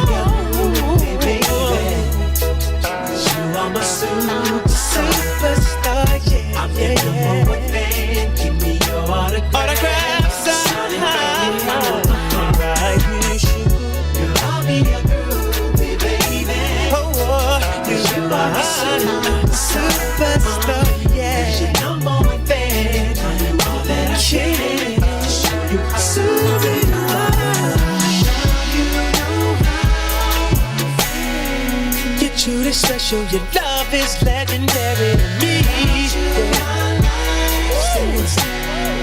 I never leave your world. Treat you like a diva, girl. You're a wonder. Cause they don't make them like you anymore. So I dedicate this to my superstar for all time. I'll be your groupie, baby. You are my superstar, yeah, yeah, yeah. I'm the number one fan. Oh, yeah, yeah. So bad, I'll be your groupie, baby. You are my superstar. As your number one fan.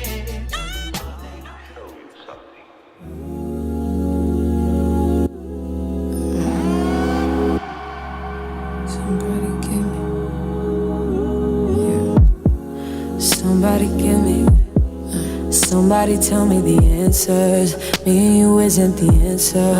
Me and you isn't. Maybe I'm telling myself that, but there ain't nothing that'll change that. What good would it be if I knew how you felt about me? Yeah. It could have been right, but I was wrong. Only think about you and I'm alone. Part of me that cared is gone, and I know that I can't get caught up. We could have been, and we try to pretend every now and again. We don't dream about, don't think about what we could have been. No, I'm holding it in, cause I know in the end, you dream about, I think about what we could have been. We could have been, we could have, damn, yeah. Remember the night in Miami. First time you put your arms around me. I'm up reminiscing, yeah. And thinking about you isn't helping. Thinking about you doesn't tell me what good it would do if I decide to face the truth. It could have been right, but I was wrong. I only think about you and no.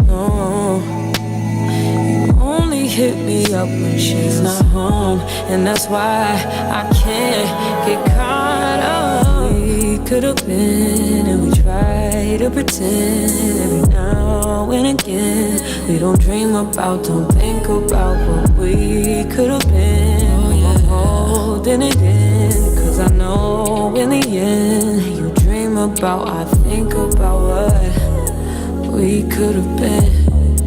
We could have been. We could have. We could have been. We could have been. We could have been.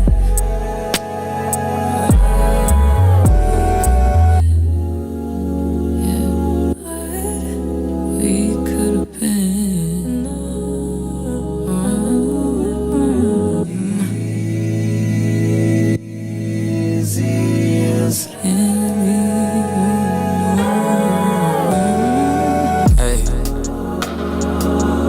We could have been what we should have been.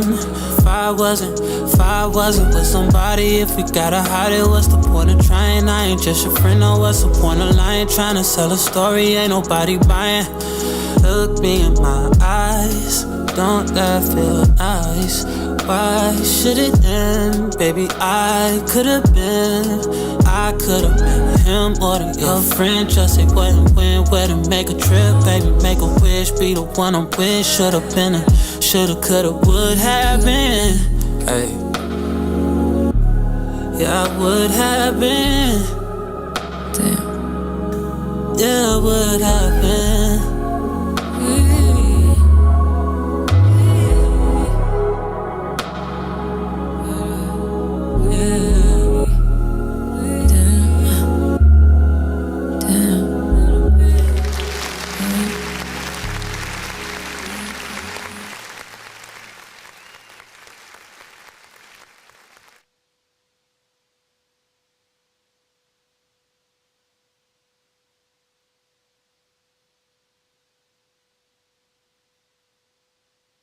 At all.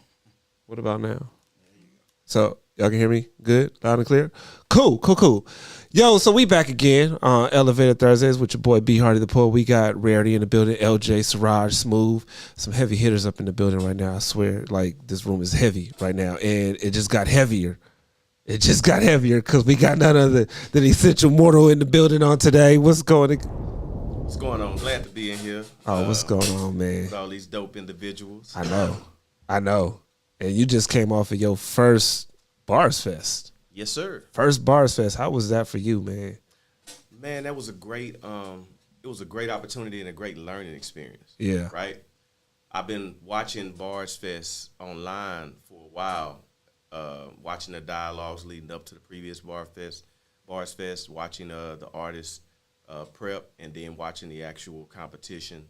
And to be on stage at a Bars Fest, there are some things that you pick up by actually participating that can't really be explained no matter how many times you watch it previously, no matter how many times you engage other artists who have already done so. I know Smooth, I know LJ, I know Rarity, I know Siraj, even though he hadn't been, but you have this community of poets, you included, where you get certain insider information that doesn't really measure up to the intangible experience that comes with being a participant. Yeah. And it was a great experience. I'm glad I got to do it with someone versus someone the caliber of LJ. Yeah. Because we really took the concept of culture shift to heart. He led the way with that, making sure that me as a poet coming into Bars Fest for the first time had a lot of information ahead of time. Yeah. He made sure that he extended himself as a fellow poet in a way that should be the standard in our community. Yeah. So it made the Bars Fest experience all the more enjoyable for me. And see, we were talking about it earlier, just about how the both of you all really did an amazing job at empowering Black women and giving empowerment to Black women as Black men. Mm-hmm. You know what I mean? Because you don't see that a whole lot. Or they say, like, no, Black men don't uplift Black women. Like, well, you saw it on that stage. Absolutely. On Tuesday night in a major way. And I think what y'all did, going from love to affirmation to sex, it kind of created a 360 effect in the empowerment of a Black woman. It's like, nah, this is who you are. And this is how I see you as a Black man. I see you as a queen. I see you as royalty. I don't see you anything beneath your greatest ability. There's a common misconception. There's a lot of propaganda promoting the concept that Black men either don't, won't, or simply can't see Black women three-dimensional. Yeah. Right? So this was a great opportunity for two brothers who love Black women to say, we see you in a myriad of ways. Yeah. And the wonderful thing about how we chose to express in this particular Bars Fest was to let us have an opportunity, not only as creatives, but as men, to say, we see y'all. Yeah. We see y'all in a lot of ways. And truthfully speaking, we probably could have explored a lot more limitless ways of how we see Black people. Oh, yeah. But I think to say that we see you in love, not only in loving you, but you loving us. We see you in the things that you have to go through day in and day out, not just in the community, but in the world, all around the globe. We see you finding a way through. And last but not least, we see the magic that makes the Black woman the most exotic woman on the planet. Yeah. And why every culture praises them in their own way. Yeah. So I really appreciated being able to be a part of a team, because we approached this like a team, honestly. Yeah. Even though there had to be a winner and the flags come out on top. Yeah, but you could tell. Yeah. I mean, it was a Bars Fest, but you could tell it was more of, this is the performance part of the Bars Fest. This is two brothers giving homage to black women. This is the empowerment part of the show. This is the uplifting part of the show. It's not to say that Rarity and Banke went at each other or Jada and Lady 380 went at each other. It was just that this is that part of the show that is now here. This is for you. I think that's what makes Bars Fest such a great experience, not just for the artists but for the creatives. I mean, for the audience as well, because you never know how the entirety of it is going to blossom. Yeah. Right? You had what we did. You had what Rarity and Banke brought to the experience. You had what Jada and Lady 380 brought to the experience. They were all different elements of an experience, but they were all value adds for the audience. Yeah. The audience got to see creativity, artistry, but they also got to see vulnerability. Yeah. They got to see transparency. They got to see strength. Yeah. Growing from weakness. You know what I'm saying? They got to see survival. Yeah. So there was so many things that were experienced just in this one Bars Fest, and I think the fact that the poets get to determine how they're going to approach Bars Fest collectively, is what makes the experience so uniquely powerful. Yeah. So how'd you prepare for it? I mean, because again, being this was your first one, how did you mentally prepare for it? Even to the poems that you wrote, were those all new poems or? I all the poems I performed were catalog poems. They were poems I had written prior to. I wrote one new poem.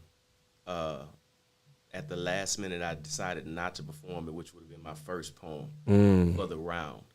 But my preparation individually was beyond locking in the poems I performed, being able to recite them in the event of a distraction or anything going on. Yeah. Being able to dig into the emotional elements of the poem. That was one aspect. Outside of that, my other preparation really went into making myself open to the learning experience. Yeah. A lot of people I think a lot of poets go into the Bars Fest, I need to win, I need to get a ranking, I need to do this, and that. But I was in a very unique position because one, I'm a relatively unknown poet. Mm-hmm. Two, I was a partner with a poet who has the ability to demonstrate those creative elements that go into Bars Fest that are so critical. Yeah. And by that, I'm talking about the performance element, the production element that he put into not just what the audience saw real live and in the moment, but leading up to Bars Fest. Mm-hmm. The social media, the marketing elements. Yeah. I got an opportunity to learn, and not only that, LJ invited me into that. He made me a part of that to see what was going on. Mm-hmm. And that was my preparation. Because as a artist seeking to step out and build his own audience, to share my poetry beyond the community of poets and the people who know me now, it was a great opportunity for me to just really take what was being shared by those who have come before me, laid a lot of the groundwork. Lady 380 showed me some awesome things tonight. That night, Jada showed me some awesome things tonight. Rarity showed some awesome things tonight. Even though that was Banke's first performance, she brought a level of performance that is extremely top tier. No one can deny that. Even if it was her first Bars Fest, she brought her own elements. So for me, the preparation was really about making sure that as a creative, I was positioned not just mentally, but emotionally to receive what I could learn so that I can apply it as a creative and continue to evolve. Yeah. That was my preparation. I wouldn't, because of how we set ours up, I wasn't concerned with who's going to get the victory. Yeah. I was concerned with bringing great elements of my poetry to the stage and positioning myself to learn, and also the opportunity to get some new followers, which I did. So I may not have walked away with all the flags, but I still walked away with victory. Yeah. And I think that was key for y'all match or y'all battle. I think now it can be said that y'all's was really more of the performance piece of the night. You know, it was more performance, and it was giving homage to black women. And I think y'all did an amazing job at doing that. And I think you really, if I was a judge and Siraj was a judge, like I think that's where you kind of got to see. It was like, this is not really battle. This is, I like what both pieces did, but since we have to give a flag, okay, yeah, I'll give this flag, But ultimately, it was like, no, this is what we're giving you. This is the love part of the show. This is the affirmation part of the show. This is the sex part of the show. And being able to do that was top tier. Yeah, and even competition wise, right? I learned two very important things. I'm accustomed to being on stage and having an intimate experience with the audience. Yeah. Somewhat a smaller audience sometimes, but somewhat more intimate venues. And even though Rudyard's isn't the hugest venue, the way this is set up, there's a lot of ground to cover in your voice. So I got immediate feedback from poets I knew in the audience saying, hey, we couldn't hear you first round. Yeah. It was a little low. So you may have noticed I made an adjustment with projecting the second round, right? Mm-hmm. So those were things that I was able to pick up. I was able to appreciate the overall community support, which is a beautiful thing when you deal with a competition environment and someone inevitably is picking a side. Yeah. In this case, in poetry, I feel like, especially with our matchup, poetry won because it was just a lot of love all the way around. Oh, yeah, in a major way. And so, Siraj, you were definitely one of the judges. And we were talking about it last week about, how the judges get selected, because there was this, conversation that, are the judges basically just going off of how the audience feels about a particular artist, or is this the judge truly listening and watching each person and having this unbiased opinion that, no, I think this person made it over the other one? How did you get selected, and how did you feel about even getting the opportunity to judge? In all honesty, all three battles, like, I wouldn't even want that position to do, but how did that make you feel? Night just to watch. Yeah. And that's me. Took our seats. Amir asked us would we like to be a judge. Yeah. So it was like on the spot type thing. I was like, why not? You know what I'm saying? Yeah. Yeah. So from that experience, what do you think you got from being able to do it in that sense? Because now it's like you're watching it, but you're not able just to kind of watch it as a just general viewer or general audience. It's like now I have to truly critique which each poet is doing on that stage, how they're performing it. How was that for you? For me, like I say, man, I wouldn't rather not be a judge. Yeah. I'd rather just see people perform their art. So for me, knowing that it's that type of a battle type of thing, I was judging basically. I was doing my judging off of who's the more aggressive, who's being more aggressive and trying to come in and like I want to be the winner. Yeah, yeah. So I was looking for that, the person who wanted it. Yeah. So I'm looking for the delivery, just that aggressiveness and just that competition and that mindset. Like I'm about to take this thing. Yeah. I was looking for that myself. And I know we asked them earlier, so I'm gonna pivot a little bit because I want people to get to know Siraj, you, because I remember we did some work last year. Like last year, I was on your Artist Access show. Yeah. But when did you actually get into poetry? When did you get into it, and then what made you really want to do this? Because I know you don't just do poetry, you also do music. Right. So what made you tap into this part of your skill bag? Well, I started doing music, bro, like in 96, 95, 96, started writing. Wow. And so I came into the game off the top doing conscious music. Yeah. So I was already writing something with substance, you know what I'm saying? So, and I did poetry a couple times in New Orleans. Yeah. Maybe I performed maybe like 2 or 3 times at some open mics. I did it a lot in front of family at different events. So when I moved here in 2017, I made a point to want to jump into the poetry lane. Yeah. So when I got here in August of 17, I Googled the poetry scene, and I was just amazed at how much stuff came back. Yeah. And I dove head in first. Started the open mics, and then I think a month after being out here, I did my first actual event show. And I just been doing poetry ever since I've been out here. About 7 years now. Wow. Mm-hmm.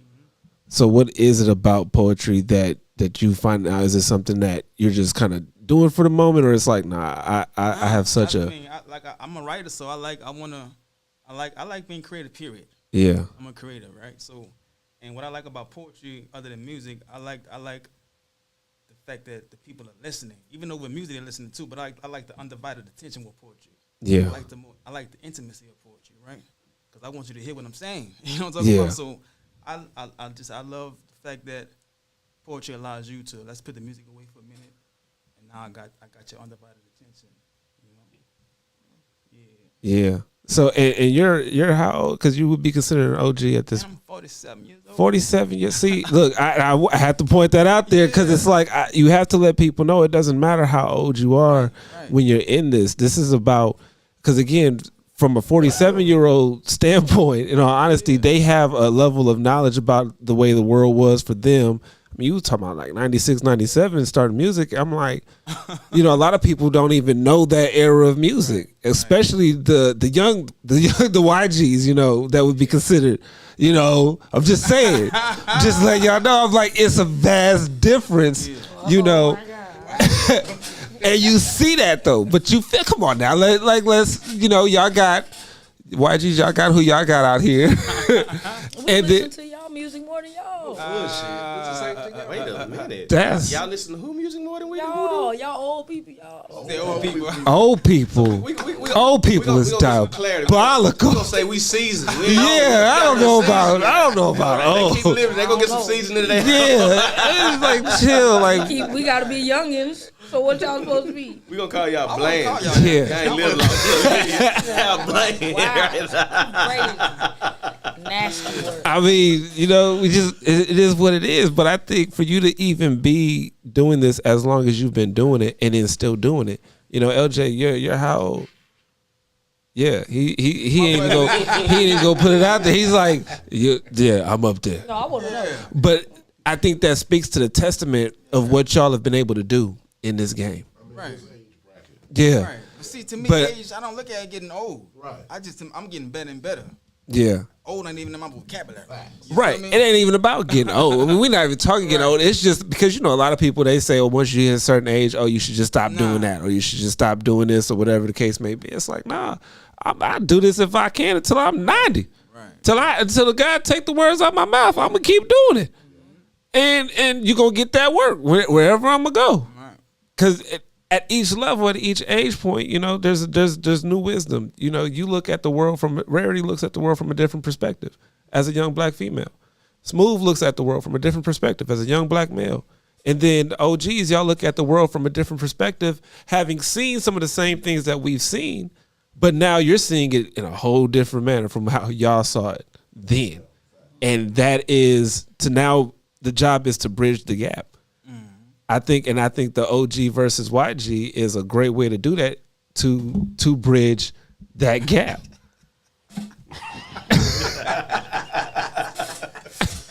Them YGs getting cooked. Yeah. That's all I'm gonna say on it. They getting cooked. Period. That's what it is. The YGs getting cooked. I mean, it just is what it is. Yeah. But yeah, I agree with you 100%, and that's why I love poetry, because it's timeless. Yeah. And it's ageless. Right. And anybody can do it. The age thing really doesn't matter.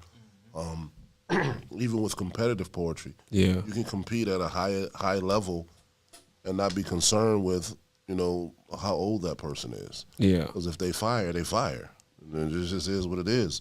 And if they still winning and still competing and whatever, then it is what it is. Absolutely.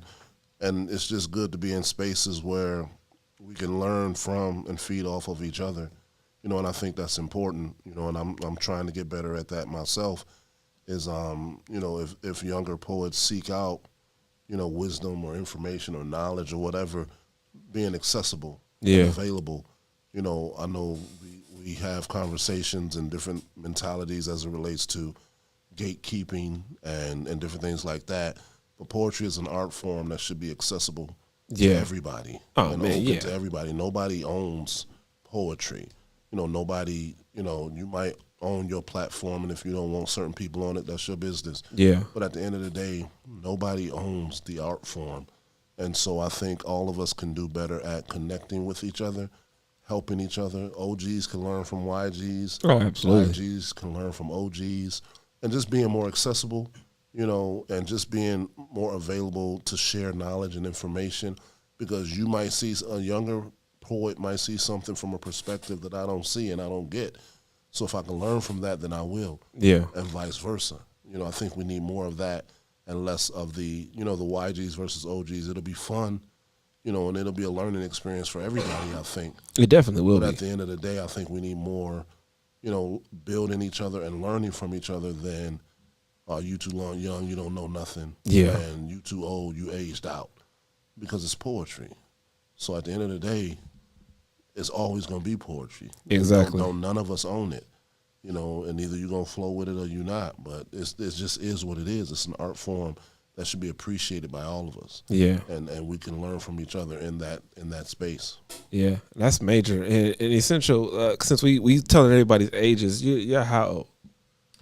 I'm what you would call mature season.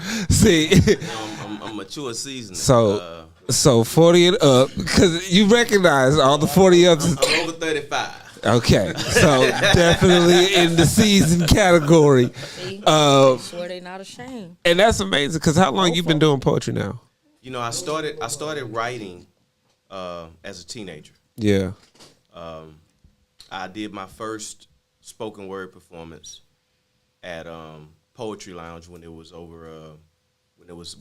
operating out of a spot called Pisano's that eventually became Shadow Bar and Yeah. now some restaurant around the corner from Hink and Pilot, which Right. is Poetry Lounge. Full circle. Homies.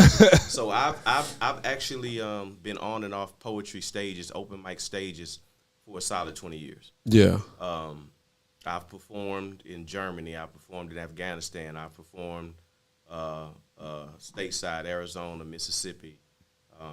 So I've had a great opportunity to perform in different places and really see poetry and some of the consistent elements regardless of the cultural diversity, right? Yeah. So I've been at it for a little while. So what brought you to this scene? Like, what brought you to poetry? What was it that was like, I want to do this? And having done it now for a while, what made you fall in love with this? What brought me to poetry was life, man. Was life, what brought me to poetry at a young age was life and the feeling of not being heard, not having a voice that was being heard. So, like most creatives, whether it's poetry or music, Yeah. that page and that pen became my therapist, right? So what brought me to the spoken word stage was a random invitation to go check out an open mic experience. And that was my indoctrination. That was my baptism by fire, because I walked into a building and I saw a bunch of beautiful black people, but Yeah. even more so, I saw a stage filled with poets in my age range. This was in my early 20s. People I knew, people I didn't know, bringing poetry to the stage, bringing poetry to the world in a way that I had never previously experienced. Yeah. Because at that time, slam poetry was just starting to get identified, Mhm. right? Right. So the best part for me was seeing these people my age get on stage and do something that made the audience feel something. Yeah. And so 2 or 3 Sundays ago, I decided, hey man, I'm gonna get on the stage and I want to feel this. Yeah. I want to experience what it's like to make a connection with the audience. And so I went home and I wrote a poem specifically to perform on stage. Wow. And I came in and I did that and I felt good about it and the audience received me well. And I've been rocking with it ever since. Wow. So where do you want to take it next? Like what's the next level for you when it comes to That's a great this? question. I'm glad you asked. I think the next level for me is taking the learning experience from Bars Fest and putting those tools to use so that in 2025 I'm seen more frequently across stages locally here in Houston. Yeah. But even more so across the state of Texas. To eventually position myself to have developed a brand that people are looking for, that people want to say, hey, we want to hear what you have to say in person but we out here, so we want to bring you out here. Yeah. My objective is to become a student of the craft on the business side of poetry, and to take the love I have for poetry and to carry that in a way that my peers, my friends, my family could say, man, I know that dude, he's doing big things, and I'm always happy to be able to support him because he's making an impact. Yeah. I really want to make an impact poetically, and I want to be a part of the movement that says poetry is an art form that is worth paying for. Yeah. Right? Yeah. So that's what my mindset is right now. Major. And I'm happy to be surrounded by creatives that are doing what they can with their talents on and off the stage to say, hey, poetry been here, but y'all can't deny us at this point. Yeah. We got value beyond a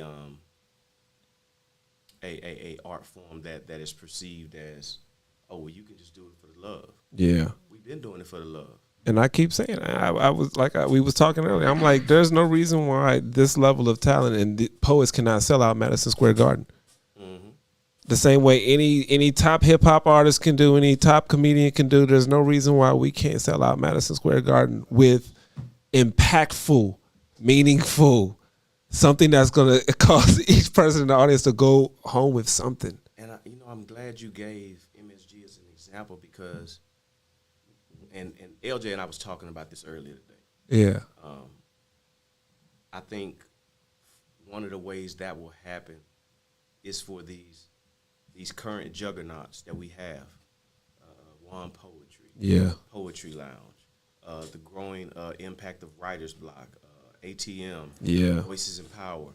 These entities come together and say, hey, we're going to put our collective power together to do something monumental with poetry. Yeah. That knocks the hinges off the frame because we done already kicked the door in. Yeah. So that the rest of our people can say, hey, I need this, and folks don't blink because it's poetry.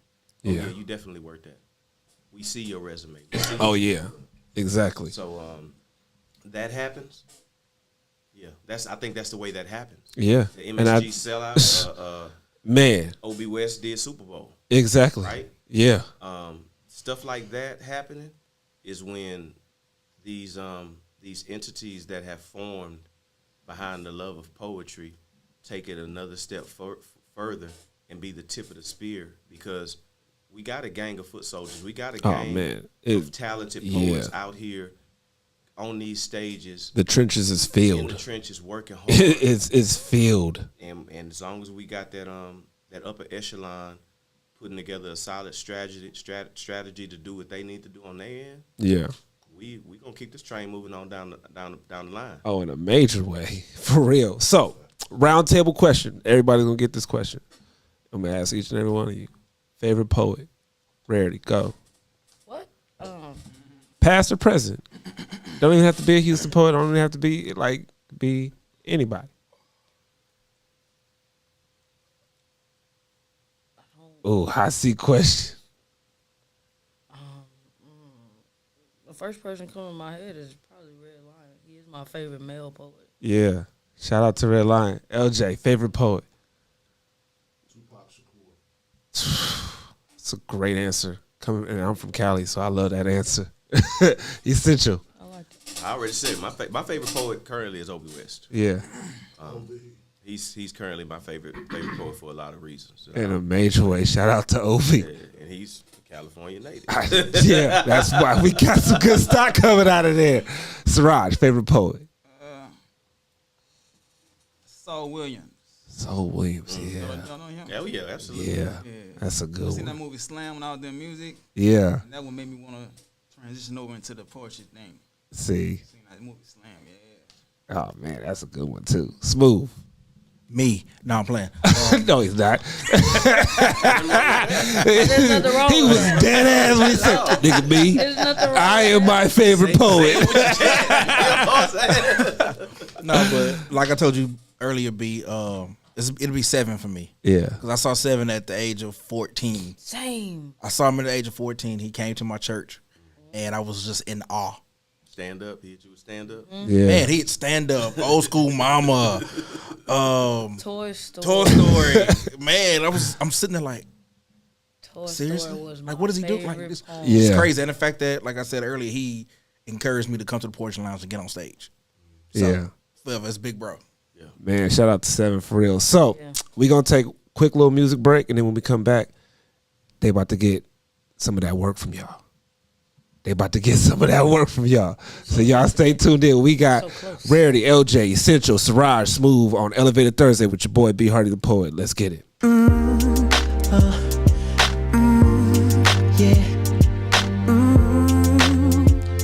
Yeah, yeah, yeah. Yeah. Yeah, yeah. Baby, I just don't get it. Do you enjoy being hurt? I know you smell the perfume, the makeup on his shirt. You don't believe his stories. You know that there are lies. Bad as you are, you stick around, and I just don't know why. If I was your man, baby, you never worry about what I do. I'd be coming home back to you every night, doing you right. You're the type of woman deserve good things. This for the down. Show you you are. You should let me love you. Let me be the one to give you everything you want and need. A baby, good love and protection. Make me your selection. Show you the way love's supposed to be. Baby, you should let me love you, love you, love you, love you. Yeah. Listen, your true beauty's description looks so good that it hurts. You're a dime plus 99, and it's a shame. Don't even know what you're worth. Everywhere you go, they stop and stare, 'cause you're bad and it shows. From your head to your toes, out of control. Baby, you know. If I was your man, baby, you never worry about what I do. I'll be coming home back to you every night, doing you right. You're the type of woman deserves good things. This for the diamonds, a handful of rings. Baby, you're a star. I just wanna show you you are. You should let me love you. Let me be the one to give you everything you want and need. Oh, baby, good love and protection. Oh, make me your selection. Show you the way love's supposed to be. Baby, you should let me. You deserve better. You know you deserve better. We should be together, baby. With me and you, it's whatever, girl. Hey, so can we make this thing ours? You should let me love you. Let me be the one to give everything you need. Yeah. Said everything. Will you take me, baby? Oh, baby, you should let me love you. Let me be the one to give you everything you need. That good love and protection. Make me your selection. Show you the way love's supposed to be. You should let me love you. Let me be the one to give you everything you want and need. Ooh, baby. Protection, selection, baby. Yeah, let me love you. That's all you need, baby.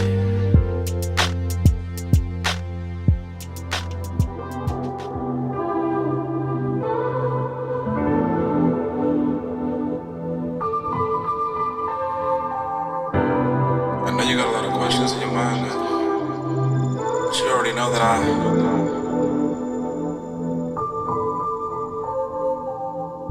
I know it's been a while, but sit down, girl. I got some things I need to say to your world, and I need to say them before I make your toes curl. Diamond in the rough, really you're like my pearl. I hope you see the action spoken through these words. You don't get it, do you? You don't see your worth. You don't see how you were made for this little earth. So out of birth, and it gets worse. Just playing all the wrong conversations in reverse. Just tell me what to do and how can I reimburse you? Kisses on your neck, but I promise not to coerce you. But baby, I just wanna say maybe I can bring you to safety, not to be hasty, you're crazy. Shaky feeling in your body, you just can't shake it. She wanted the whole time, was it really just faking?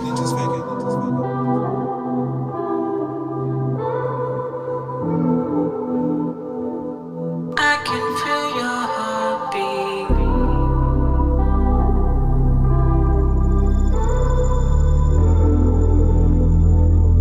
I can feel your heartbeat. Show me your tears, show me your all. Show me your fears, show me your flaws.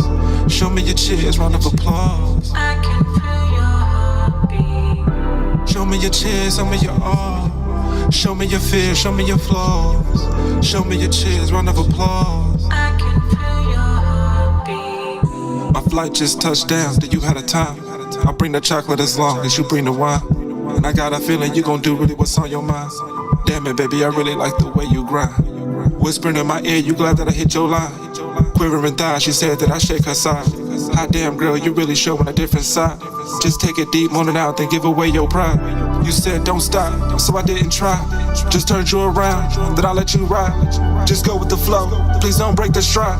When I go hard, she ain't never dry. We call that there, an eye for an eye. My heart is racing, and I'm about to come slow. She threw it back fast, now my head is blown. Then you leave me there, like I should've known.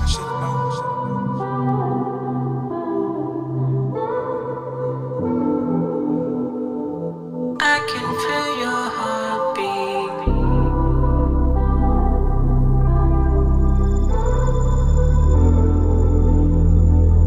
I can feel your heartbeat. Show me your tears, show me your all. Show me your fears, show me your flaws. Show me your cheers, round of applause. I can feel your heartbeat. Show me your tears, show me your all. Show me your fears, show me your flaws. Show me your cheers, round of applause. Yo, what's going on? We back again on Elevated Thursday with your boy B Hardy the Poet. We have some amazing guests in the building on today, and before they get busy on the mic, we're gonna do this last traffic update. On the 69 Southwest southbound at Beltway A West, there is a 2-car accident that is affecting the left shoulder, left and center lanes. On the 225, again, there is that heavy truck accident that 2 cars were involved. It is affecting all lanes right now, so it's pretty slow over there. So if you can get around it, get around that. On the West Sam Houston Tollway northbound at Richmond Avenue, there is a 2-car accident that has now been cleared. It has now been cleared, so y'all are good over there. On the 10 Katy eastbound at the South Highway 6, there is still that 4-car accident that is affecting all of the lanes right now, so it's going to be slow if you are driving on the 10 Katy East. Try to find your way around that. There is another accident on the 330 westbound before the 10. It's a 2-car accident, and it is affecting the left and shoulder lane. On the 290 northwest eastbound at Mooshek, there is still another 2-car accident that has affected that center lane, so they have not cleared that yet. So again, y'all make sure that y'all are safe as y'all are getting home. But now is that time where it is time to get busy. Mike, I don't know if y'all have talked about it, who's going to go first. I prefer for ladies to go first always because, chivalry is not dead and you are in a room full of gentlemen.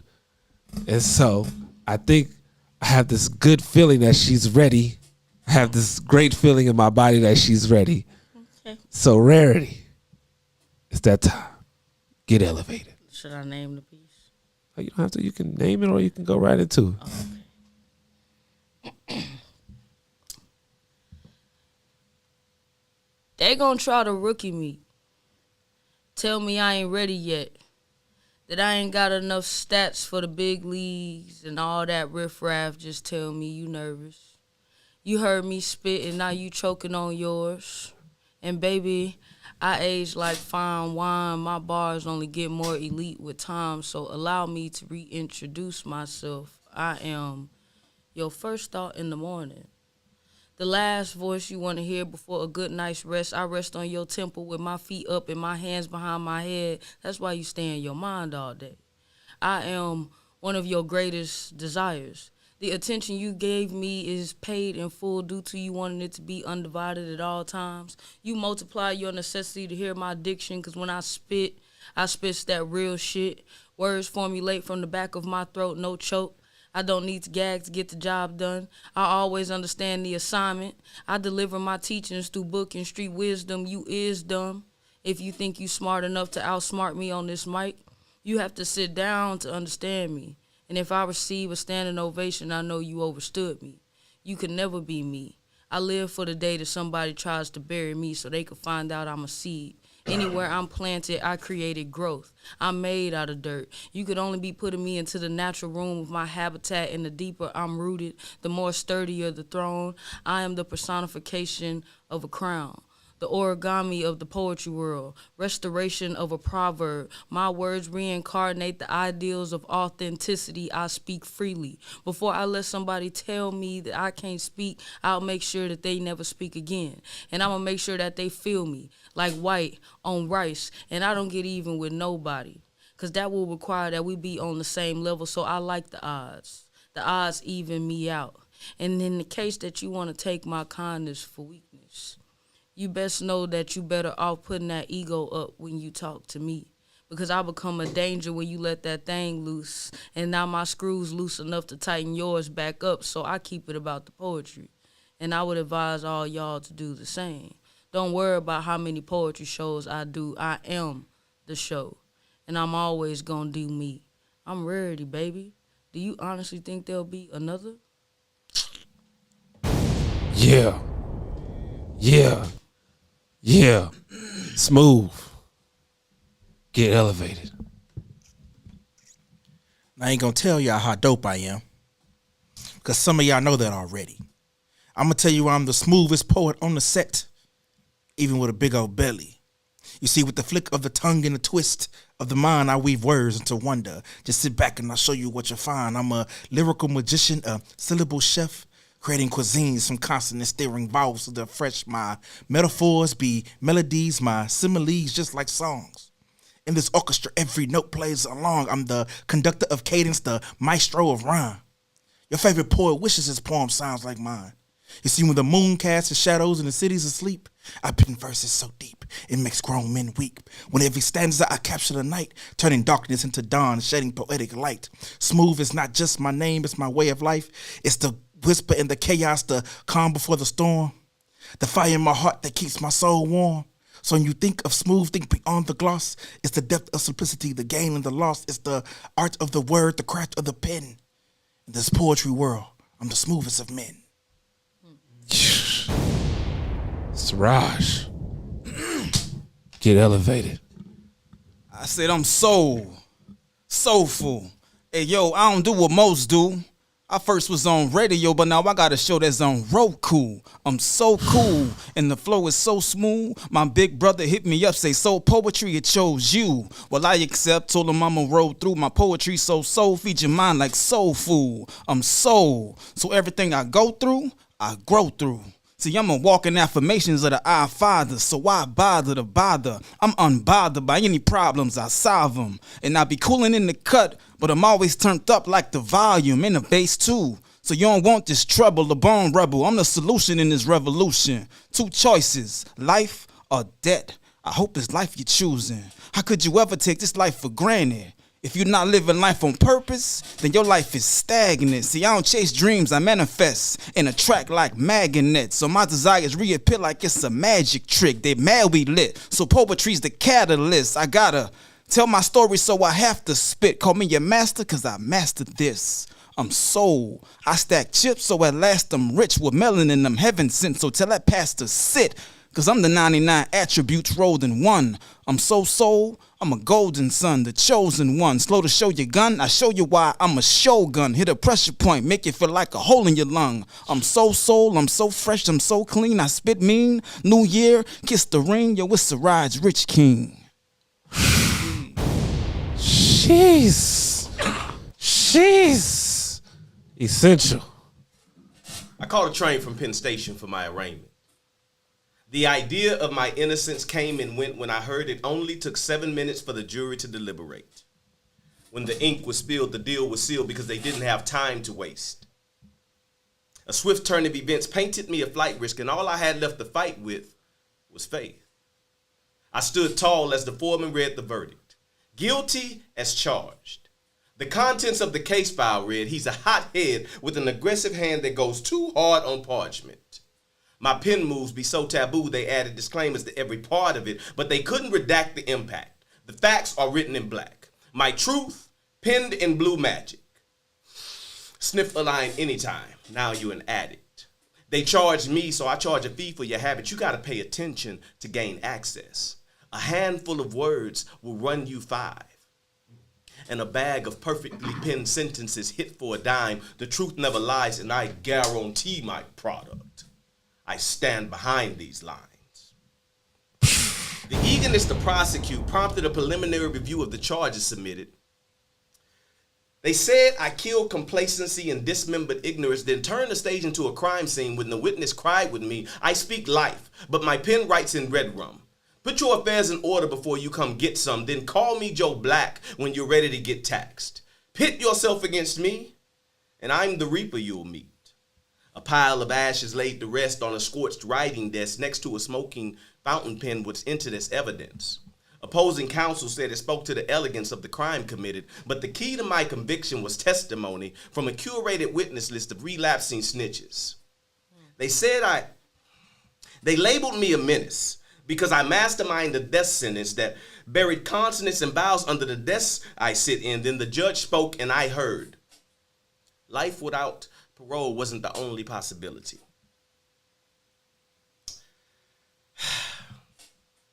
The powers that be dubbed me a word assassin with business acumen, said I ran a racket of spell casting.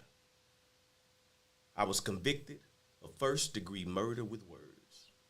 Sentenced to die by lethal injection because the audience overdosed on the hope they ingested when their ears were in desperate need of a message from the king. Delivery so pleasant, the rest sound like peasants when they speak. Because my energy is consistent with how I be talking. Smoother than the other side of the pillow when I walk in, like Christopher when he walk in. You paid for a dope poetry dealer. Then I arrived and wrote it like it is, so they call me Frank White. I'm an enemy of the state because they can't change what my pen state. Houston raised, Army born, king of Penn York. My ink test twice as pure as yours. Now I'm the ghost in the darkness they can't part with.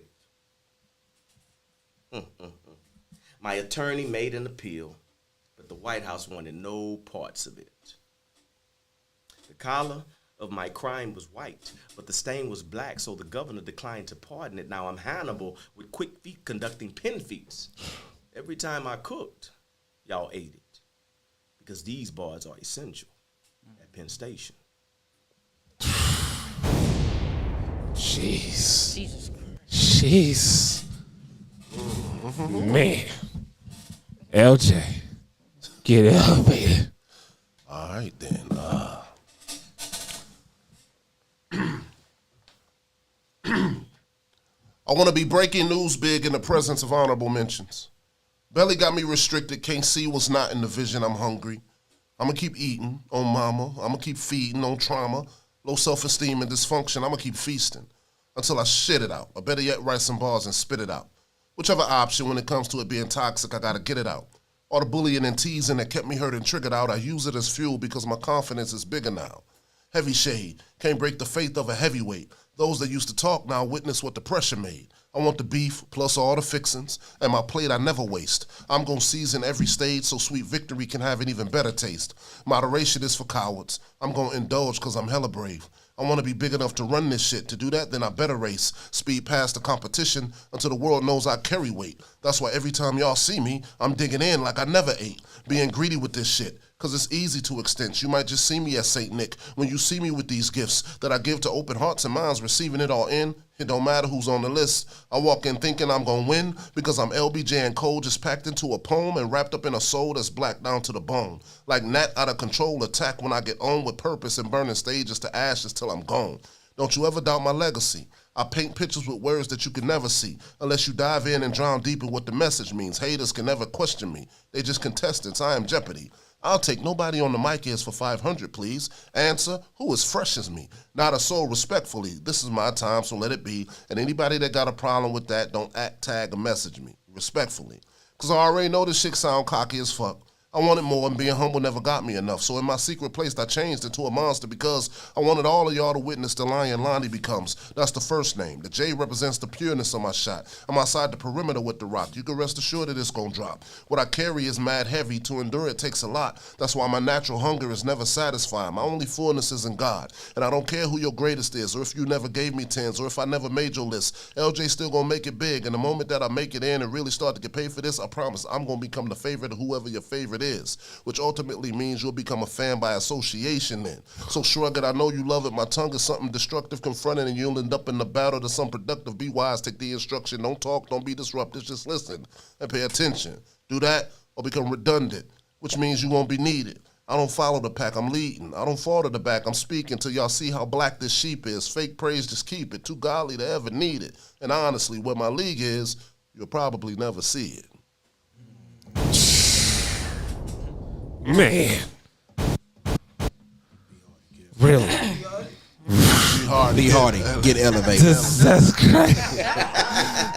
We gotta, because in honesty, it was at the perfect time because we got to get into all of y'all stuff and what y'all got going on because we got another show at 7. But yeah, man, see, this is why we do what we do. And I think what y'all just did, giving everybody, and I promise you, it's been such an amazing experience having every single last one of you heavy hitters here today. Like, real talk. Y'all have no idea it means something to me from the bottom of my heart.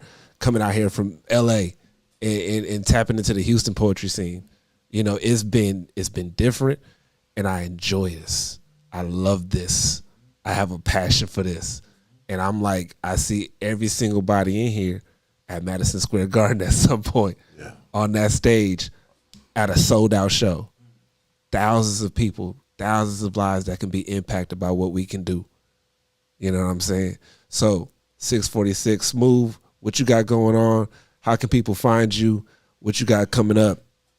Follow me on Instagram at Smooth, SMOOVE, period, the poet. I have probably the biggest feature coming up of my poetry career in the past 2 years. Next month I will be featuring at We Go Live on the 31st. Yeah.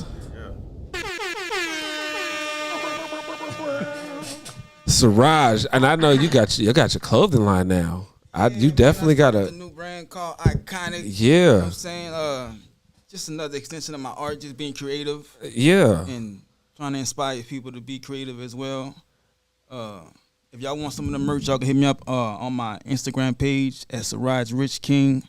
We have an Iconic page too. What that page is again, babe? Iconic Wear and Apparel on Instagram.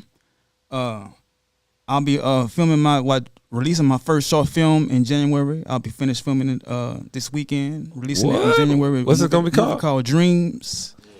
Starring me. Nice little. Y'all gonna check it out. Y'all see that. You know what I'm saying? And that's what. And Artist Access is back in effect. We took a break. We kind of moved. We in a new spot now. We in a bigger spot. So I'll be doing not just doing the show. I'll be doing Artist Access showcases too, like actual events at that spot too as well. Yeah, that's what's up. We back at it again January the 5th at the top of the year. You hear me? Yeah, y'all make sure y'all tap in with Siraj for real.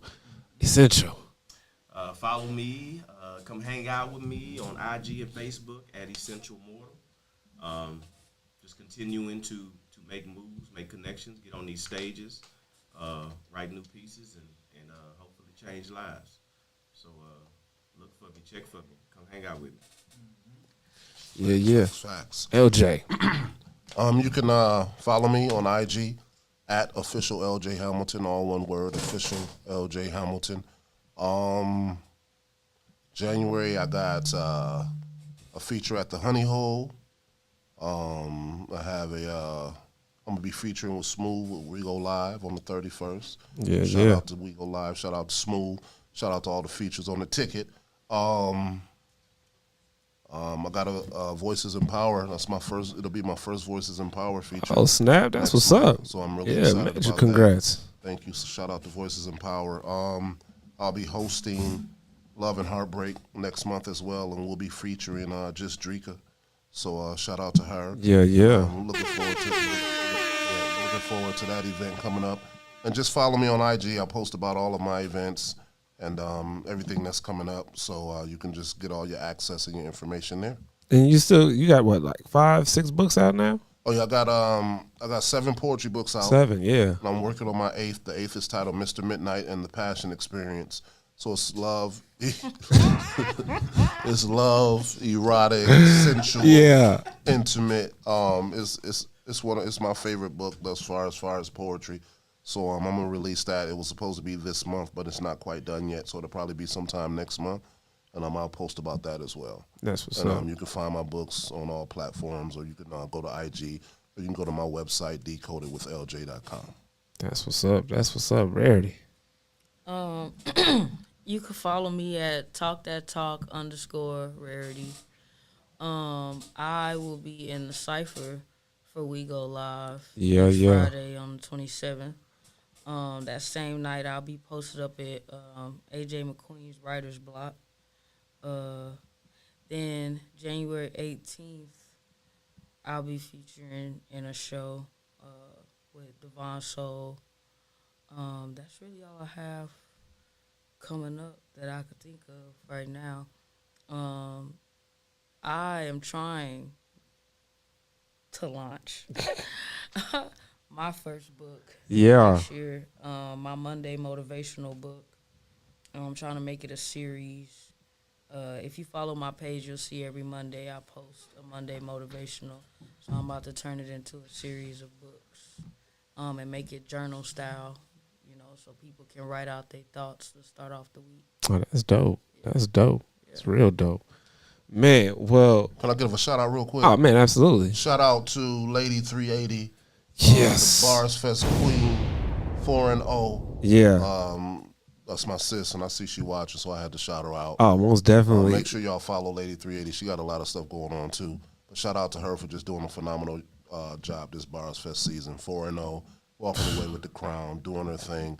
So, yeah, that's love. Yeah, no, she really did her thing. And shout out to Jada, too. She did, all of y'all really did give some amazing performances. Truly another unforgettable Bars Fest. Truly another one that goes down in the ranks of being one of the best ones. So, and really sold out show. Like, if you looked at the room, it was like, man, you couldn't find no seats. So, really did an amazing job. Yo, this has been another amazing show. And from the bottom of my heart, I appreciate every single last one of y'all being here. For sure. Like, for real. You know what I'm saying? I think this is such a good group of individuals in this community that we're in. We have the ability and the power to be so impactful, to be so intentional, to be so purposeful, to be so a blessing to so many people that don't even know. Because my fiance, she wasn't even tapped into the poetry scene until me, and she loves it now. So the amount of the conversion rate that we can do and tap more people into this industry and tap more people into this art form, it's unmatched. The best poets in the world are in this city. Yeah. And I'm not saying that to say that. Like, I've been all over. The best poets in the world. Oh, yeah. Live right here. It's in most this definitely. room, Yeah. And outside of this room, in the world, bro. Yeah. For real. It's such a, I will say this, even coming from LA and coming from that poetry scene, it's different. It's such a breath of fresh air to see this amount of talent, this amount of raw talent and passion behind everybody, and the fact that y'all have so many other different things that y'all are doing. So that poetry stretches, it's like a ripple effect. You drop it in the middle of a pond, it just goes out. And I think seeing this group of people and seeing y'all here today, that's what we're doing. And we're going to keep growing. We're going to keep elevating. Y'all, this has been another amazing Elevated Thursdays. We've had Rarity, LJ Hamilton, Essential Morto, Siraj, and Smooth. Y'all can catch me next week. And also, I have to put this plug out there. I am looking for a co-host. Looking for 2 co-hosts. There it is. I need 2 people that can be here every Thursday with your boy. And then because of kid, I'm going to be going away in January for a little bit. So I'm going to need somebody to be here. So again, if y'all think that if this is something that y'all want to do, y'all can, commit to this every Thursday from 4 to 7. I need 1 male, I need 1 female. How much you paying? I see Smooth looking. Look, man. Look, we can talk about that. Sponsorships too. Now, real talk. I've been trying to get back into radio, bro. I did that in my hometown. So I'm like, look, man, if we keep growing as we continue to do, man, look, let's make it happen. Real talk. But yeah, I'm looking for 2 co-hosts. So if you think that, if y'all know anybody, or you think that you have that ability to come on the show and bring that good conversation and bring good energy, positive vibes only, then yeah, hit me up at B Hardy the Poet and come holla at me. Also, I do have a book out called Truth Be Told. It is out on Amazon. I have a hard copy. I have a paperback copy, and it is also on Kindle. If you want to, do digital reading, I do also have an album out, Truth Be Told, and I got music out on all platforms, Spotify, Tidal, Apple Music, wherever you listen to music, YouTube. And as Rarity said, I'm also in the Cypher. Come next week at We Go Live. Shout out to Scott Free and Courtney Lynn. I appreciate that opportunity. It's going to be huge. Again, that's on the 27th, so make sure that y'all get y'all tickets and that y'all are there, because it's also some amazing features that are going to be there that night too. Some really dope heavy hitters. It's going to be a good night that night. So y'all make sure that y'all tap in. Y'all tap in with Wine Poetry. Y'all tap in with Voices in Power. Y'all tap in with the Poetry Lounge on the West Coast and in Houston. Y'all make sure that y'all get outside and just follow these artists and support the community, because we're not going nowhere. We're going to keep growing. So this has been another amazing show with your boy B Hardy the Poet on Elevated Thursdays on Mo City Radio. Scott Free, the vibe.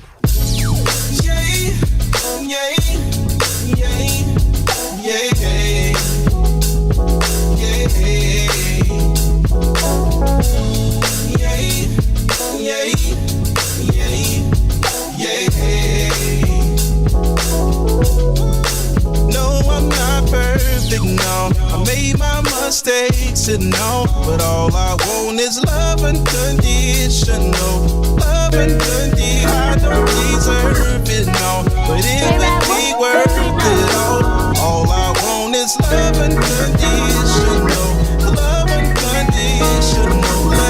Last night was the last night of my past life. My last life, boy, last life.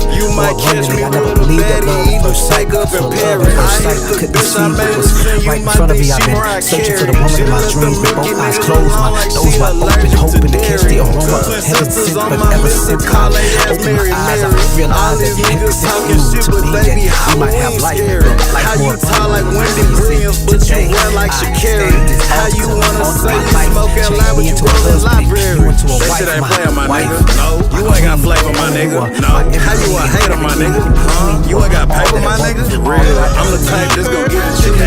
Chasing beats, man, nigga, please. I'm a big dog, no pedigree.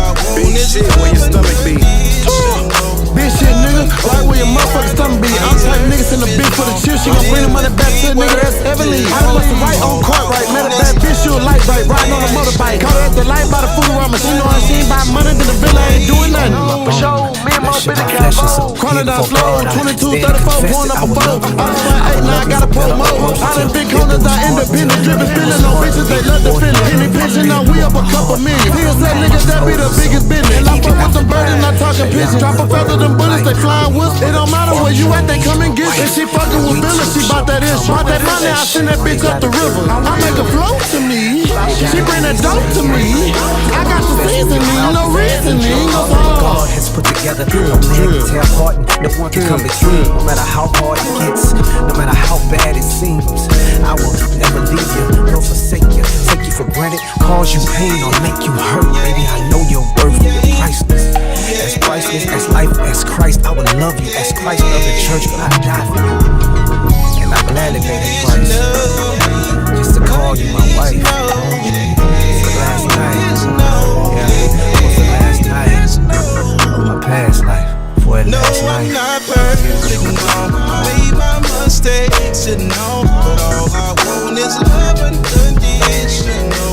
Love unconditional. I don't deserve it, no, but it would be worth it all. All I want is love unconditional. Love unconditional, lady. Yeah, yeah.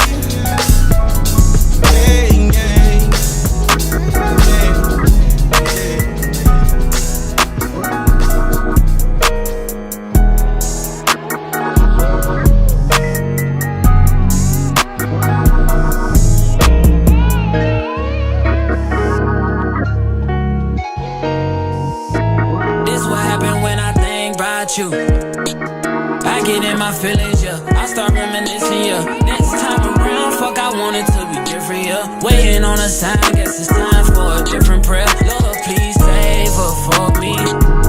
Do this one favor for me. I had to change my player ways, got way too complicated for me. I hope she's waiting for me. Everywhere she go, they playing my song. That's why I say the thing.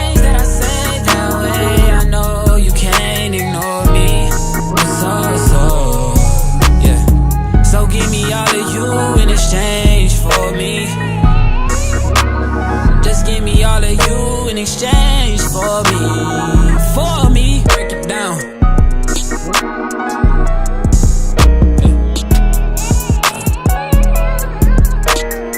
Yes, sir. Check. We used to lay up and then stay up, had sex and then blow dang. I shouldn't have played no games with you, just leveled up my brain. Last time I saw you, we ain't speak, that was strange. Guess there's nothing I could do, man, it's true, exes change, yeah. Hey, guess you changed for the better. I know you know how to make me jealous. I was never loyal, let you tell it, yo. But I'm ready to fix it if you ready, baby, yeah. So give me all of you in exchange for me. Just give me all of you in exchange for me. For me. Alright, I'm ready. These niggas ain't even seeing me, I feel just like Wizard Kelly. You might catch me with a baddie, eating steak up in Paris. I hit the bitch, I made her sing, you might think she Mariah Carey. She done let some Mickey niggas alone like she allergic to dairy. Two twin sisters on my Mr. Call, they ass Mary. All these niggas talking shit, but